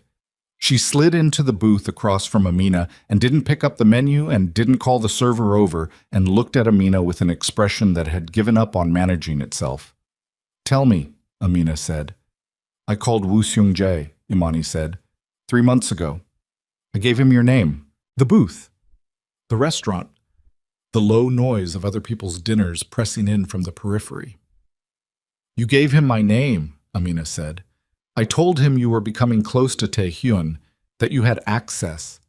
Imani's hands were flat on the table in front of her, and she was looking at them rather than at Amina. I told myself it was because I was worried about you, that you didn't know what you were getting into, that I was protecting you. But Imani looked up. Her eyes were dry. Whatever she'd felt about this before tonight, she'd already processed past the point of tears, which was its own kind of information about how long she'd been carrying it. But I was trying to get you out of his orbit, she said. I thought if the investigation came close enough, you'd step back. Leave the company. Leave Seoul, if it came to that. A pause. I told myself I was doing it for you. I know what I was actually doing. Amina sat with it. The full shape of it assembled itself with the particular awful clarity of something that had been true for a long time and was only now being seen straight on. Imani, who had her family's connections to the syndicate, and therefore to Taehyun. Imani, who had spent years in the vicinity of a man who had never looked at her the way she looked at him, and who had watched from that proximity as something began to develop between him and the woman she'd always called her person. Imani, who had called Woo Seung-jae and put Amina's name in a government file, and then called Amina the next morning and warned her about what she'd already set in motion, wearing the mask of a woman sharing a difficult truth rather than the woman who had built the trap. "The night at Club Obsidian," Amina said. Imani went very still. "You weren't in danger," Amina said. "You said so yourself. You called me because you were scared, but you also knew he would be there that night." Imani's jaw worked. "You called me to that club," Amina said, "knowing I would see him and not know who he was, knowing what I'd do." She paused. "You were already planning it." "No." Imani's voice was sharp. "I was drinking too much, and I did feel sick, and I did call you because I needed you. That part was real." She pressed her palms down on the table. "But yes, I knew he'd be there, and when I called you, I knew. I knew what you'd do if you saw someone you thought was hurting me, and I didn't stop you." Her voice cracked at the last of it, caught itself. "I didn't stop you." Amina looked at her oldest friend across a restaurant table and felt something she had no clean word for. Not hatred, not even anger in the hot immediate sense, but something colder and more final. The feeling of a floor that had seemed solid proving to be something else entirely. "You've been managing me," Amina said, "from the beginning." "I've been terrified," Imani said. "That's not the same thing." It produced the same result. The silence between them was different from any silence they'd had in 14 years. It had a texture to it. Weight. "Woo Seung-jae is going to move on Taehyun with or without your help," Imani said. She was pulling herself back together. Amina could see it happening, the composure reasserting itself piece by piece. "The case is further along than he told you. He needs you because having an inside witness changes the prosecution's leverage, but the case exists either way." She paused. "Mina, walk away from this. From him. From the company. I can help you find something else. Paris, London, anywhere. Just step back before this closes around you." "Yuskit, Bachip-san." Amina looked at her. "You want me to walk away," she said. "I want you to be safe. You want me to leave Seoul." She kept her voice very even. "Away from him." Imani said nothing. "Imani." Amina picked up her bag from the seat beside her. "You are the best friend I have ever had. 14 years. I know the person you are under this, and I know this came from something real, something painful, and I'm not dismissing that." She stood up. "But I cannot sit across from you right now. I need you to understand that." "Mina, I'll call you." She paused with her hand on the back of the booth. "Don't call Woo again. Whatever you've already done is done, but don't add to it." She walked out of the restaurant. Outside, the Itaewon street was loud and lit and full of people moving through their evenings with the specific, uncomplicated purpose of people who knew where they were going. Amina stood on the pavement, and the noise of it pressed against her from every direction, and she stood in the middle of it and understood that she had run out of time to decide things carefully. Woo Seung-jae had her name in a file. Imani had put it there. The case was moving with or without her. Taehyun knew about Woo, which meant whatever protection his organization could provide was already being calculated, and whatever threat his enemies posed to anyone in his orbit was being calculated on the other side with equal precision. And somewhere in the city, on a list she had never asked to be on, her name sat between forces that had been in motion long before she'd walked into Club Obsidian on a rainy night with her heels on the wet pavement and her phone dead in her hand. She pulled out her phone. She stood on the Itaewon street and stared at Taehyun's number, and felt the full weight of what she was about to do, not because she had decided to trust him, or decided to love him, or decided anything with the careful deliberateness she'd always used to navigate her life, but because the floor had given out, and the only question left was which direction. She called him. 3 rings, then his voice, low and immediate, like he'd been awake and waiting for exactly this. "Amina, I need to see you," she said. "Not tomorrow. Now." A pause that lasted less than 2 seconds. "Where are you?" "Itaewon, outside a restaurant on the main strip." "Stay there." Not a request. "Don't take a cab. Don't walk anywhere. Stay exactly where you are." The line went dead. She stood on the pavement and the street noise pressed against her from every direction, and she breathed and waited and tried not to think too hard about what she'd just done. The decision had been made the moment she'd dialed. She'd understood that going in. Some doors only opened from one side, and this was one of them. He arrived in 11 minutes. A black car, unmarked, that pulled to the curb with a precision that suggested the driver had done this specific thing many times before.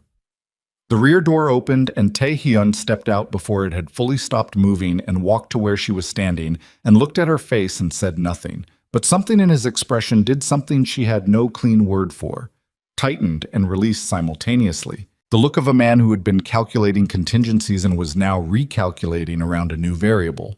And the variable was that she was here and intact. "Get in," he said. She got in. They drove for 20 minutes without a destination she could identify. The car moved through the city with the specific efficiency of a route that had been chosen rather than defaulted to, the driver taking turns that added time but reduced predictability. Tae-hyun sat beside her in the back and said nothing for the first 5 minutes, and she said nothing either. The city slid past the tinted windows in long amber streaks. "Amani called Woo," Amina said. "3 months ago. She gave him my name." She felt him go still beside her, the specific kind of stillness that had nothing to do with calm. "She told me tonight," Amina continued, "in person. She said the case is further along than Woo told me, that he needs me for leverage, but the prosecution moves either way." Tae-hyun looked at the back of the driver's headrest and said nothing for a long moment. His jaw was set in a way she'd learned to read as something being managed rather than felt. "How much does she know about the case's current state?" he said. "I don't know. She has family connections. She's had access to information she wasn't supposed to have before." Amina stopped.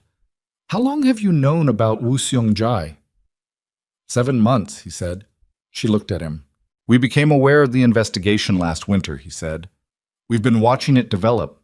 He paused. "We didn't know he'd made contact with you until this afternoon when you asked me about the Busan call." "We," she said. He looked at her.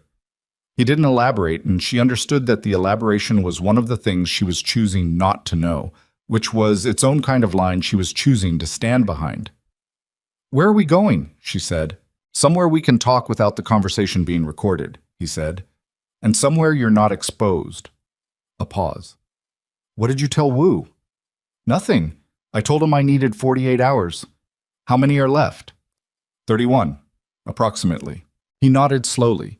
She could see him thinking, not the way most people thought, visibly and with interruptions, but the way he did everything, with a compressed and forward-moving quality that suggested the outcome was being assembled from components he'd already prepared. "I'm not going to cooperate with him," she said. "I want you to know that." He looked at her. "That's not—" She stopped. "I'm not doing it for you. I'm doing it because the way he asked me told me exactly how much my actual safety mattered to the case.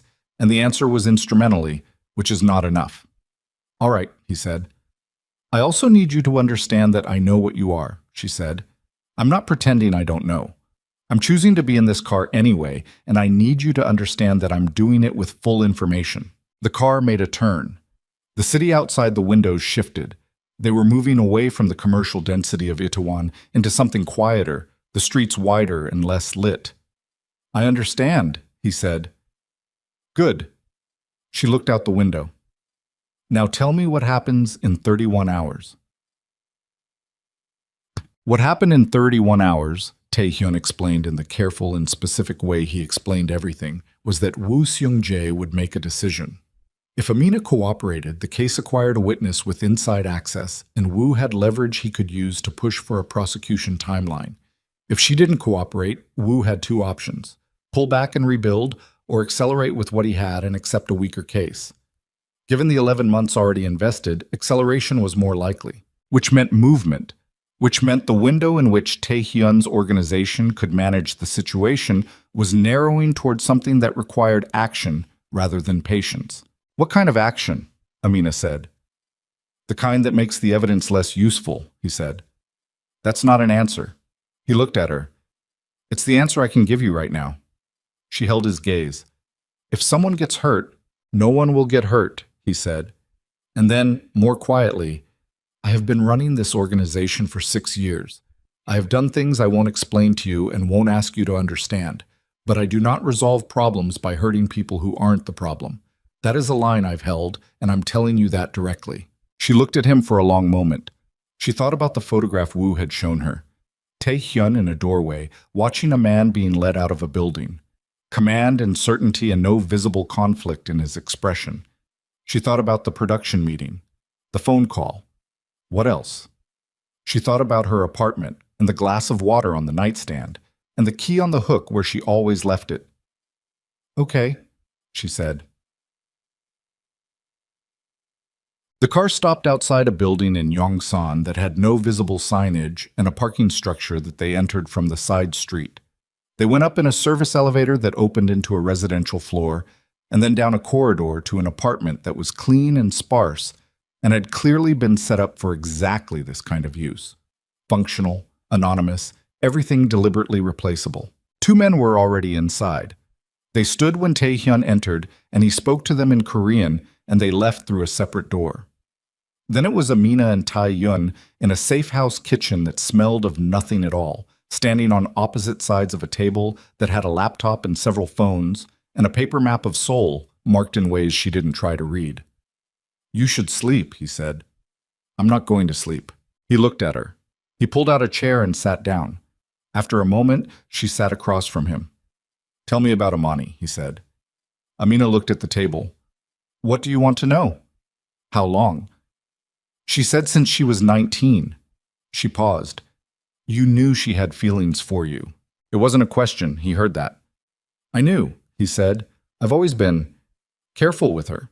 Because of the family connection, because I didn't want to make it worse than it already was by being direct about something she hadn't said directly. She's been saying it indirectly for years. Yes, he said. I know. And you never No, he said, flat and immediate. Never. Amina absorbed this. Outside the safe house windows, Seoul was doing its nighttime things. A distant siren, the low ambient light of a city that never went fully dark. She sat across from Kang Tae-hyun in a room she'd never expected to be in and looked at his face and thought about all the ways this had been moving toward this moment without either of them steering it. She's not going to forgive me, Amina said. It came out quieter than she'd intended. Probably not, he said. Not cruelly, just precisely. 14 years, she said. I know. He said it like he understood what that weight felt like, not abstractly but specifically, the weight of a long relationship that had bent past the point of returning to what it was. She didn't ask how he knew. She believed that he did. They sat in the safe house kitchen for another hour. He made calls, twice, brief, in Korean, with his voice low and the conversation stripped to almost nothing she could follow. And she sat with her hands wrapped around a cup of tea that one of the men had left before they'd gone, and looked at the map on the table and didn't try to decode it. At some point, the hour got late enough that the exhaustion of the day became structural, and she put her arms on the table and her head on her arms and closed her eyes for what she intended to be 5 minutes. She was asleep in 2. She woke to the sound of voices, not loud, not alarmed, but the particular quality of men talking with urgency wrapped in control, the kind of talking that happened when something had changed and needed to be managed quickly. She lifted her head from the table. The kitchen light was still on. Through the window, the city outside was in the particular gray state that preceded dawn. Not dark, not light, something suspended between them. Tae-hyun was on the phone in the far corner of the kitchen. His back was half turned to her. She could hear enough Korean to know the conversation was short and arriving at something rather than building toward it. He hung up. He turned around and looked at her, and she knew before he said anything that something had moved. Wu accelerated, he said. He didn't wait for your 48 hours. She sat up fully. What happened? He filed for an emergency warrant at 4 this morning. For the building. He paused. Black Lotus Couture. He's arguing that evidence relevant to the case is on the premises and at risk of being moved. She stared at him. He's raiding the building. He'll execute this morning, 7 o'clock. He looked at her steadily. He doesn't need your cooperation if he has the building's records. He was using the 48 hours to prepare this option while giving you the impression you had a choice. He was managing me, she said. The same word she'd used about Amani 6 hours ago, and it landed the same way. Not with surprise, but with the cold, specific anger of someone who'd been handled. Yes. She stood up. My team is going to walk into that building this morning. I know. Jisoo and Marcus and Hana and 20 other people who have nothing to do with any of this are going to walk in there and find federal investigators in their workspace, and I need to... She stopped. I have to warn them. Amina. His voice was careful. If you contact your team before the warrant executes, it flags you as having advanced knowledge of law enforcement activity. That puts you inside the investigation in a way that's very difficult to walk back. I can't let them walk into that. They'll be fine. He moved to the table. The warrant is for records, financial records, communications, transaction documentation. Your team's work has nothing to do with what he's looking for, and he knows that. No one in that building is at risk. She looked at him.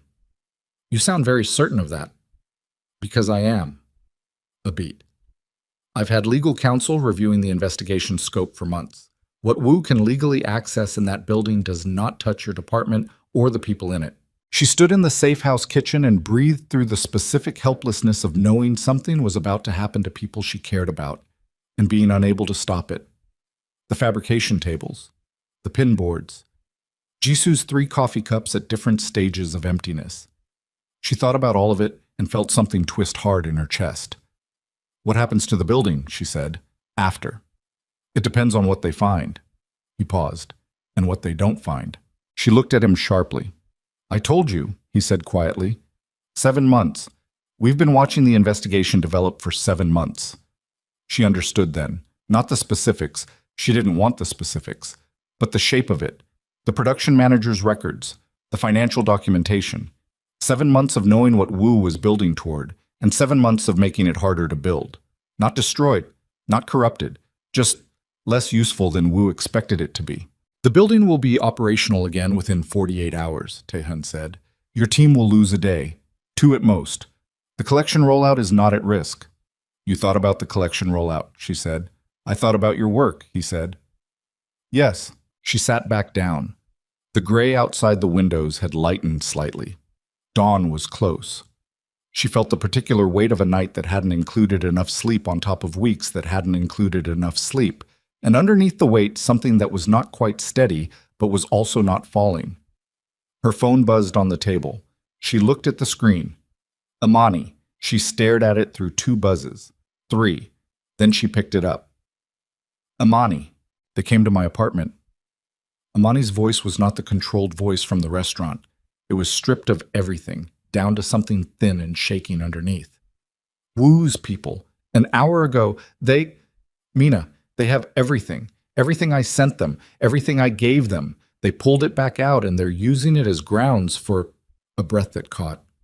They said I'm a material witness. They said I don't have a choice about cooperating, and if I don't, they can argue I was complicit in... Mina, I'm scared. Amina closed her eyes. Where are you? She said. My apartment. They left. They said they'd be back at 8. A pause. I'm sorry. I know I don't have the right to call you. I know what I did. I didn't have anyone else. 14 years. She sat with it pressing against her sternum like something physical. Don't talk to them again without a lawyer, she said. Not a word. You understand me? Not one word before you have legal representation. I don't know who to call. I'll find someone, Amina said. Give me an hour. She hung up. She looked at Taehyun across the table. He'd heard enough. I know, she said before he could speak. I know what she did. I know what she put in motion. She looked at her phone. She's still my person. I can't turn that off. He looked at her for a long moment. Then he reached into his jacket pocket and produced a phone. Not his usual one of the spare ones from the table, and slid it across to her. Call this number, he said. Tell them I sent you. They'll send someone to Amani within the hour. She looked at the phone. Then at him. Why? Because she's yours, he said, simply, and because I'm not entirely without responsibility for the position she's been in. For a long time. He paused. It doesn't excuse what she did, but it's context. Amina picked up the phone. She dialed. The call connected on the second ring, and she said the words Tae-hyun told her to say, and gave Imani's address and hung up. Then she set the phone down and put her face in her hands and sat there. She felt rather than heard him come around the table. He sat in the chair beside hers, close enough that she could feel the warmth of him, and he didn't touch her and didn't speak and just stayed there, which was exactly what she needed, and she hadn't known she needed it until it was happening. After a while, she lifted her head. "What comes next?" she said. "Wu executes the warrant. He finds less than he's expecting. The case hits a wall." He paused. "After that, it depends on whether he tries to rebuild or accepts the outcome." "And if he rebuilds, then we manage it again." He said we and she heard it, and he heard her hear it, and neither of them addressed it directly, and it sat there between them as the city outside the windows came up into full dawn. "I need to call my team," she said. "Before 7. You have time." He glanced at the window. 20 minutes. And then we go back," he said, "separately. You arrive at the building at your normal time, and you are as surprised as everyone else when Wu's people are there." "Can you do that?" he said. Convincingly. She thought about 14 months of keeping her face still in rooms where people were predisposed not to see her clearly. She thought about every morning she'd walked into that lobby and felt its authority and held herself straight against it. She thought about the particular skill of looking like exactly what you needed to look like. "Yes," she said. He nodded. She called Jisoo at 6:45 and asked her to pull the fabric inspection report for the Tokyo meeting and put it on her desk before 9, and Jisoo said sure, already on it in the voice of someone who was already on it, and nothing in Amina's voice gave anything away, which was the entire point. She left the safe house at 6:55. Taehyun walked her to a car that was not the same car as last night and gave her driver an address that was 3 blocks from the building, which she'd walk from, which would mean she arrived at her normal time from her normal direction. At the car door, he stopped. She turned. He looked at her in the early morning light, and his face had the particular quality she'd been seeing more often in the past 24 hours. The neutrality pulled back, the thing underneath it visible. Not everything, not the whole of it, but enough. "When this is done," he said. "When it's done," she agreed. She got in the car.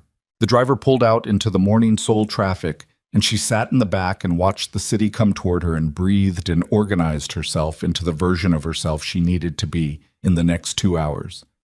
She was on the corner 3 blocks from the building, coat collar up against the morning cool, when her phone buzzed. Not a call. A message from a number she didn't recognize. She stopped walking and looked at the screen. 4 words. "He knows you left." She looked up from the phone. The street was doing its ordinary morning things. Foot traffic, delivery vehicles, a woman with a stroller moving through a gap between parked cars. Nothing out of place, nothing that should register as wrong. But between her building and the corner where she was standing, a car she hadn't noticed before was idling. And the man in the driver's seat was looking directly at. She didn't run. Running was the wrong move, and she knew it in the same instinctive way she'd known to keep her voice flat in front of those 2 men at Club Obsidian's door 7 weeks ago.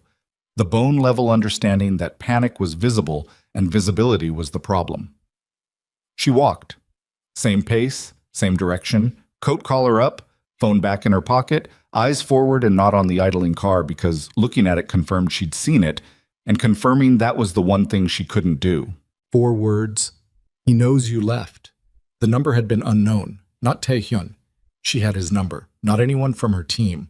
Someone who had her number and knew what she'd done last night and was close enough to the situation to know that the man in that car represented a specific threat and not a general one.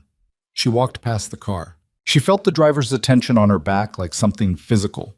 She counted her steps, 1, 2, 3, 4, and kept her breathing even and kept her pace constant and did not look back.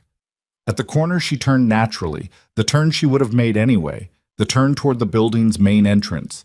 And as she turned, she pulled her phone out and typed fast without breaking stride. "Black car corner of Mapo 12 in the side street. Driver watching me. I'm walking toward the building." She sent it to Taehyun and kept moving. His response came in 40 seconds.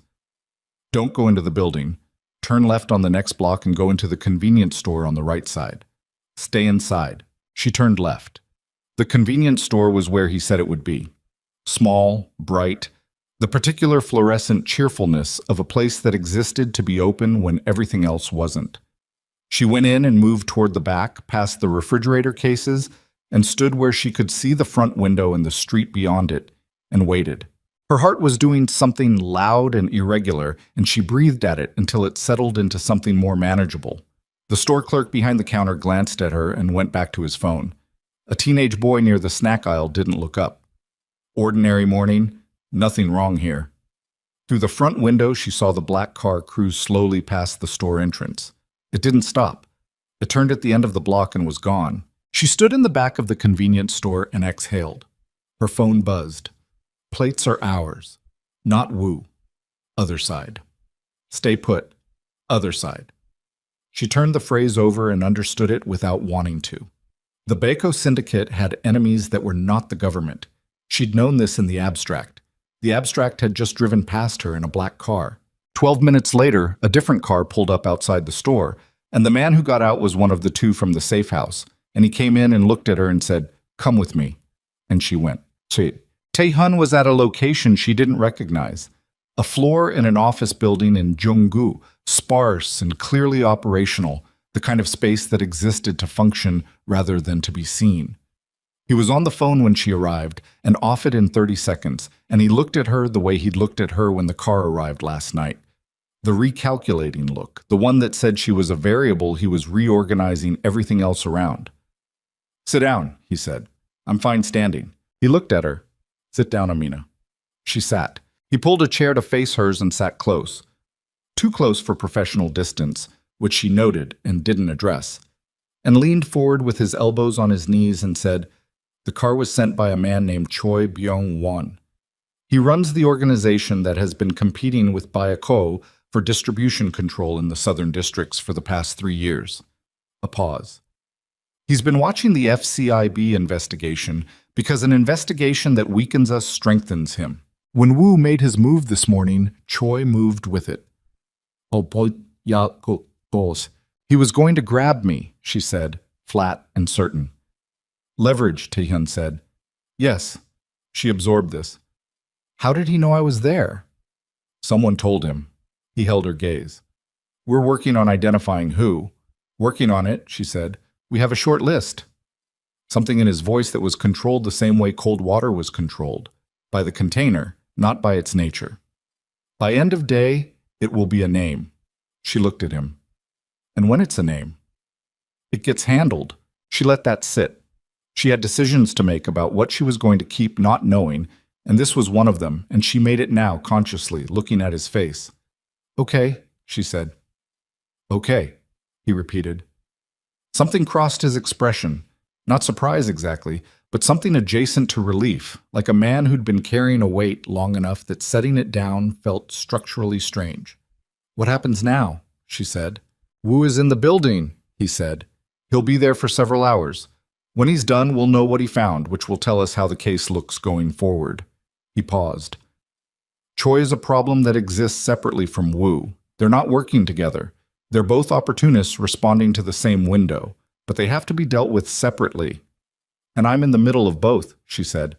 "You were in the middle of both before I knew it," he said. "I should have—" He stopped, the muscle in his jaw. "I should have made different choices about what I let get close to me, or made sure that what got close to me was protected before it was exposed." He looked at her with something direct and unguarded and entirely serious. "I didn't do that. That's on me." She looked at her hands on her knees for a moment. "You couldn't have predicted Amani," she said. "No," he said, "but I knew the risk profile of my position, and I let you—" Another stop. "I should have told you sooner." "What would sooner have looked like?" she said. "You would have walked into my studio on day one and said, 'I run a criminal organization. Here's your employment contract.'" Something moved in his expression that was not quite a smile, but was the closest thing to one she'd seen in conditions this serious. "No," he said, "but before last night. Before this." "Maybe," she said. And then, "I don't think I would have been ready to hear it before last night. I think I needed the weeks in between to—" She searched for the right word, "to know you well enough to hold both things at once, what you are and who you are." He looked at her steadily. Those aren't always different things. I know, she said. I'm holding both. The room was quiet around them. Somewhere in the building, someone was moving. The structural sounds of occupied space, and through the high windows, the Seoul morning was fully arrived now, gray and clear. I need to call my team, she said. You can use the secure line here. She called Hana first. Hana answered on the second ring, and her voice was tight and trying not to show it. Amina, there are investigators in the building. They came at 7. They have a warrant. I didn't know what to... And Amina said, steady and clear, I know. Listen to me. Do not move any materials. Do not answer any questions without the company's legal counsel present. Tell the team to cooperate fully with the process, but say nothing substantive. Our work is clean, Hana. This doesn't touch us. A pause. Is everyone okay? Everyone's scared. Tell them I'm handling it and I'll be there as soon as I can. She hung up and sat with the weight of the call for a moment and then put it down and looked at Tae-hyun. Legal is already there? Since 6:30, he said. She nodded. The wait was 3 hours and 40 minutes, which she spent in that Yeonggu office doing something she hadn't expected to do, which was work. Not because the work was the most important thing. She had enough clarity to know that the work was not the most important thing this morning, but because it was what she had, and it was real, and the realness of it was something to hold on to while everything else was in motion. Tae-hyun sat across the room at a desk and made calls and reviewed documents and twice stepped out to speak to people who came to the door and came back and said nothing about what had been discussed. And she didn't ask. She sketched. Badly, with the distraction of the morning in every line, but she sketched. The Tokyo pieces. The follow-up meeting. The work that existed regardless of what Woo Seung-jae found in a building 3 kilometers away. At 11:17, Tae-hyun took a call that was different from the others in its brevity and came and sat across from her. He's done, he said. They're leaving. She looked up. The warrant covered financial records from 3 specific subsidiary accounts and communications records from 2 corporate email servers, he said. He got the records. The communications are... A slight pause. Less complete than he expected. Less complete, she said. The servers in question experienced a data migration event approximately 6 months ago, he said. Standard protocol. The archived material was moved to an external facility.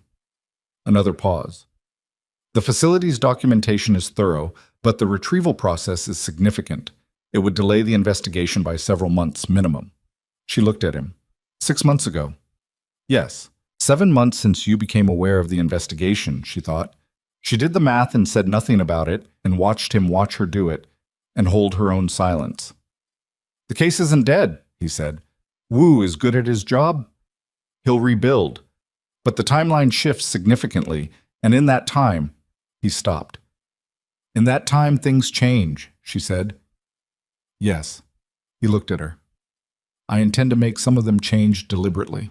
She understood that this was as close as he was going to come to telling her something she couldn't unknow, and she accepted the boundary of it. What about Choi? She said. Choi's window closes when Woo's investigation loses momentum, he said. They were both moving on the same assumption, that the Baeko organization was about to be significantly weakened. If that assumption proves incorrect, Choi's calculus changes. And the person who told him about me has been identified, he said. It was someone in Woo's office. A leak Choi had been cultivating for months. He paused. It's being reported to the Bureau's internal oversight, anonymously, through channels that can't be traced back. She stared at him. You're reporting a leak in the FCIB to the FCIB. Woo has a problem in his own house, he said. We're helping him find it. It removes Choi's advantage and it creates a complication for the Bureau that redirects resources. Something in his expression that was entirely direct. I told you, I don't resolve things by hurting people who aren't the problem. The man in that car this morning made you a target. The person who made that possible made themselves the problem. She sat with it. You've been doing this for 6 years, she said. Yes, and before that watching your father do it. A pause. Yes. Does it? She stopped, reframed. What does it cost you? He looked at her for a long moment, and the question sat there between them without either of them moving to fill the silence around it. Then he said, "More than it used to." And the way he said it told her that the more than it used to was recent, and she understood without requiring elaboration what had made it more. She went back to the building at noon. It was operational again. Wu's people had cleared out by 11, and the building had gone through the particular collective exhale of a workplace that had survived something it didn't fully understand. The lobby looked the same. The receptionist desk was staffed by the same 3 people. The enormous installation in the center, black lacquered branches suspended from invisible cables, was exactly where it always was. Amina took the elevator to the 14th floor. Her team was there. All of them. The particular quality of people who had been through something together and were processing it through proximity and movement rather than discussion. Jisoo had 4 coffee cups today, which was a personal record. Marcus was at the dress form with the focused overdetermination of someone who needed his hands to be doing something specific. Hana met Amina at the elevator with a look that was exhausted and relieved, and asking a dozen questions she had the professionalism not to voice. "Everyone okay?" Amina said. "Everyone's okay," Hana said. They took some boxes from the 15th floor. Legal was there the whole time. No one from our team was questioned directly. A pause. "What's happening?" "It's a financial investigation," Amina said. "It doesn't touch us or our work." "I know that's not a complete answer, and I'm sorry for that. What I can tell you is that the collection is not at risk. The Tokyo meeting goes forward. Everything we've built is intact." Hana looked at her for a moment with the specific assessment of a smart person deciding how much to push. "Okay," she said. "That's enough for now." It wasn't, entirely. But Hana was good at her job, which included knowing when to hold the line and when to work with what was available. Amina went to her desk. She sat down. She looked at the fabrication notes and the Tokyo meeting prep and the reference images on the pinboard and let the familiar architecture of the work come back into focus around her. She stayed until 8 that evening. Amani called at 9. Amina was in her apartment, at the kitchen table with food she'd made, and was eating with the mechanical thoroughness of someone who understood she needed fuel regardless of appetite. She looked at Amani's name on the screen for 2 rings. Then she answered. "The lawyer came," Amani said. Her voice was stripped down, the way voices got when the day had taken everything performative out of them. "He was good. He told me what I can and can't say. He said the material witness situation is manageable, that Wu's case has hit some complications and the timeline is shifting." "Good," Amina said. A long pause. "You got him to send the lawyer?" "Yes." "Why?" Not accusatory, genuinely asking. Amina set down her fork. "Because you called me when you were scared," she said. "And that's still true, even with everything else." Amani was quiet for a moment. "Mina, what I did, I know," Amina said. "I don't know how to. I don't know what comes after this. For us." "I don't know either," Amina said. "I think that's honest. Are you angry?" She thought about it. The real answer, not the managed one. "I'm hurt," she said. "It's different. Anger would be easier." She paused. "I think you were in pain for a very long time, and you made choices from inside that pain that you wouldn't have made otherwise. I understand that. I don't know if understanding it is the same as being okay with it yet." Imani exhaled, something in the sound of it that was close to relief and close to grief simultaneously. "I'm going to go home," she said. "Seoul isn't... I need to go home for a while, Chicago, figure out what I'm doing." "I think that's probably right," Amina said. "Will you..." A stop. "Can I call you when I'm there?" Amina sat at her kitchen table and looked at the narrow street through the window and thought about 14 years.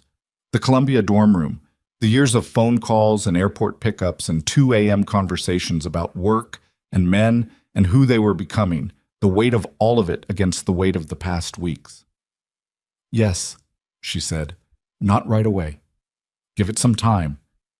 But yes." Another exhale. "Okay." Quieter now. "Okay." They stayed on the line for another moment without speaking, and then Amani said goodnight and Amina said goodnight. And the call ended, and Amina sat alone in her kitchen in the city she'd chosen and let the silence of the apartment settle around her. She finished eating. She washed the dishes. She stood at the window for a while. Then she picked up her phone and typed, "My team is okay. The building is fine. I'm home." 3 minutes later, "I know. I've been watching." A pause, then another message. "Are you all right?" She looked at the question for a moment, at its simplicity, which was not simple at all coming from him. Getting there, she typed back, "You?" A longer pause this time, then, "Same." She set the phone down and went to bed and slept for 9 hours, which was the most she'd slept in 6 weeks, and in the morning she woke up and it was raining again. The ordinary soul rain, not the furious kind, just the steady gray kind that settled over the city and made everything quieter. And she made coffee and stood at the kitchen window and watched it and felt something in her chest that she spent a moment identifying. It was something close to still. Icham. 3 weeks passed. The Tokyo meeting happened on a Thursday and went well. Better than well. The buyer expanded the conversation to include a consulting arrangement for the following season, which was the kind of conversation that meant the house was being taken seriously in a new register. Amina sat across the table from the buyer in a hotel meeting room in Gangnam and spoke about the collection with the fluency of someone who knew every thread of it, and she left the meeting with a signed letter of intent and called Hana from the car and listened to Hana make a sound that was unprofessional and completely appropriate. Woo Sung-jae called her once, 2 weeks after the warrant. She answered and listened to him explain, in the careful language of a man reassessing leverage, that the investigation was entering a new phase that would require some time to develop and that her cooperation, while not currently essential, remained something the Bureau considered valuable. She told him she would continue to consider her options and ended the call and did not hear from him again. The internal leak in his office, identified and reported through channels that could not be traced, resulted in a quiet removal that was covered in 2 sentences in an industry newsletter and understood completely by everyone in the relevant circles. Choi Byung-won's organization pulled back from the distribution territory in the southern districts 3 weeks after the morning with the black car. The reasons were not made public, and Amina did not ask for them, and Tae-yeon did not offer them, and she filed this in the category of things she was choosing to hold without requiring full illumination. She and Tae-yeon did not discuss what they were for most of those 3 weeks. They worked. They were in meetings and in her studio and occasionally in his office late in the day when the building had gone quiet, and the work was the kind of work that moved better in the absence of the building's general noise. They talked about the collection and the Tokyo arrangement and the house's positioning for the following year. And the conversations were professional in form and something else entirely in the texture underneath. And they both knew it, and it was enough for a while to simply let it be known without naming it. On a Wednesday evening in the 4th week, she was in the studio alone. Her team had gone. The building was nearly empty, the dress form in the corner wearing the piece she'd been adjusting all afternoon. And she heard him in the doorway. She didn't look up immediately.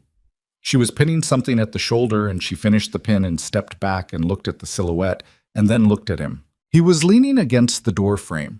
Not quite casual. He wasn't a casual posture person. It wasn't structural to him. But with something relaxed in the set of his shoulders that she'd learned to read as the version of him that appeared when he'd let the operational weight down for the evening. "The shoulder's still off," he said. She looked at the dress form. He was right. 2 millimeters, maybe 3, but right. "I know," she said. "I'm working on it." He came into the studio and stood beside her and looked at the piece. She was aware of the proximity the way she was always aware of it now, not with the uncomfortable self-consciousness of the early weeks, but with the particular attunement of someone who had stopped pretending the proximity was neutral. "Here," he said, and moved to the form and adjusted the shoulder seam with a certainty that was his mother's gift. The inherited knowledge of fabric and weight, and the way structure either served the body or fought it. 2 adjustments. The silhouette changed. She looked at it. "How do you do that?" "I watched her for 20 years, he said, simply. She turned and he was closer than she'd registered, and they were standing in the empty studio with the low late afternoon light coming through the floor-to-ceiling windows, and the city spread out behind him in the wide gray way of Seoul at dusk. "When you said when this is done," she said. "Yes," he said. "Is it done?" He looked at her with the expression she'd learned to read as him at his most direct, all the layers pulled back, the thing underneath fully present. "No," he said. "It's not done. It won't be done. This is what my life is, Amina. I'm not going to tell you it gets clean." He paused. "But it can be managed, at a distance from you, in a way that doesn't put you inside it the way these past weeks have." "You can't guarantee that," she said. "No," he said. "I can't." She appreciated the honesty more than she could have articulated. She'd been given enough managed truths and partial answers in the past month to last her a long time, and the straightforwardness of "no, I can't" landed with more weight than any promise would have. "I'm not asking for guarantees," she said. He looked at her. "I'm asking for you to be honest with me when things change," she said. "That's the thing I actually need. Not protection, not insulation, just the truth when it matters." "I can do that," he said. "I know," she said. "That's why I'm still here." She reached up. The same motion as the night in Club Obsidian, the same height difference requiring the same reach, and he understood the deliberate echo of it in his expression, the way the recognition moved through his eyes. And she put her hand against his jaw. Not the slap this time, just her hand and the scar under her fingers, and his face turning slightly into the touch, with the unconscious movement of someone who had not been touched gently in a very long time. "Tae-hyun," she said. "Yes," he said, not answering a question, just saying yes. The season turned. The collection launched globally on a Friday, and the first reviews came in before the day was out, and they were the kind of reviews that changed the conversation around a house.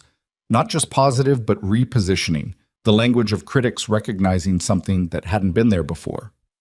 Amina read them in her studio with Hana and Jisoo and Marcus, and the junior team crowded around the screen, and Jisoo cried, which set off a chain reaction that Amina narrowly avoided being part of, only because she'd been managing her face in professional contexts for most of her adult life. From the 17th floor, a message. "Congratulations." Board 3 was the right call. She typed back, "You made the call." His response came after a moment. "We made the call." She looked at the message for a second and then put her phone in her pocket and went back to her team. Imani called from Chicago 6 weeks after she'd left. It was a short call. Not uncomfortable exactly, but careful. The way conversations were careful when two people were finding new footing on ground that had shifted. She was working. She was okay. She asked about the collection launch, and Amina told her about it, and Imani said, "I knew it would be good," and meant it, which was the truest thing between them and always had been. They didn't discuss Tae-hyun. They didn't discuss the investigation, or the lawyer, or the things that had happened in the weeks before Imani left. They talked for 20 minutes and agreed to talk again and ended the call with a cautious warmth that was not what they'd had before and was not nothing. Woo Sung-jae's investigation was reassigned 4 months later. The new lead agent brought different methodology and a longer timeline, and the case settled into the slow bureaucratic work of rebuilding from reduced evidence, which meant it remained a background fact rather than an immediate threat.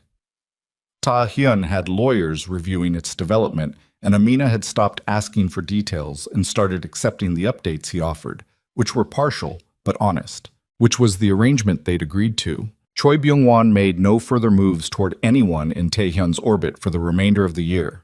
This was attributed, in the circles where such things were understood, to a realignment of territorial economics that had nothing publicly visible to point to, and everything privately consequential underlying it. The safe house in Yongsan was decommissioned in late autumn.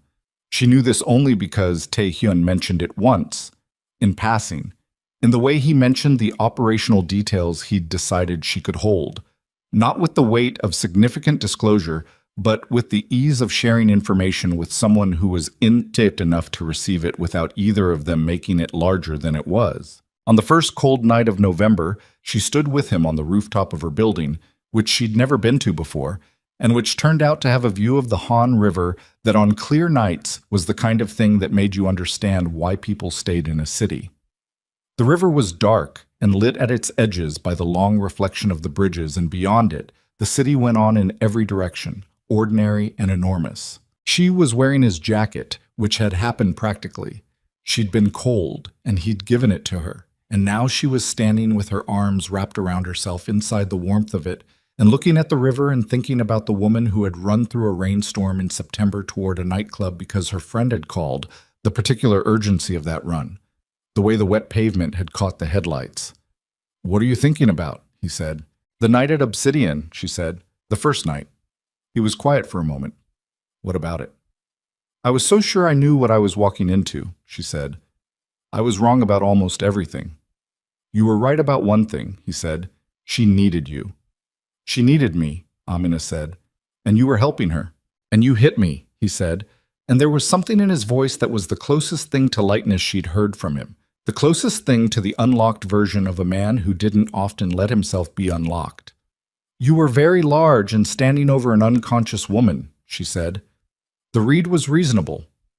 "It was reasonable," he said, not conceding, agreeing. She looked at the river. He looked at the river. The night city did its night things around them, indifferent and full and continuous. "I'm staying," she said. Not to him specifically, to the city, to the decision, stated out loud as decisions sometimes needed to be, not because the statement changed anything, but because saying it made it real in a way it wasn't quite real when it was only known. "I know," he said. She leaned back slightly, and he was there, the solid warmth of him, close enough that she could feel it without the distance between them, becoming anything other than what it was. And she let the city and the river and the cold November air press against her from the front, while the warmth pressed from behind, and she stood in the middle of it and breathed. The work was real. The house was real.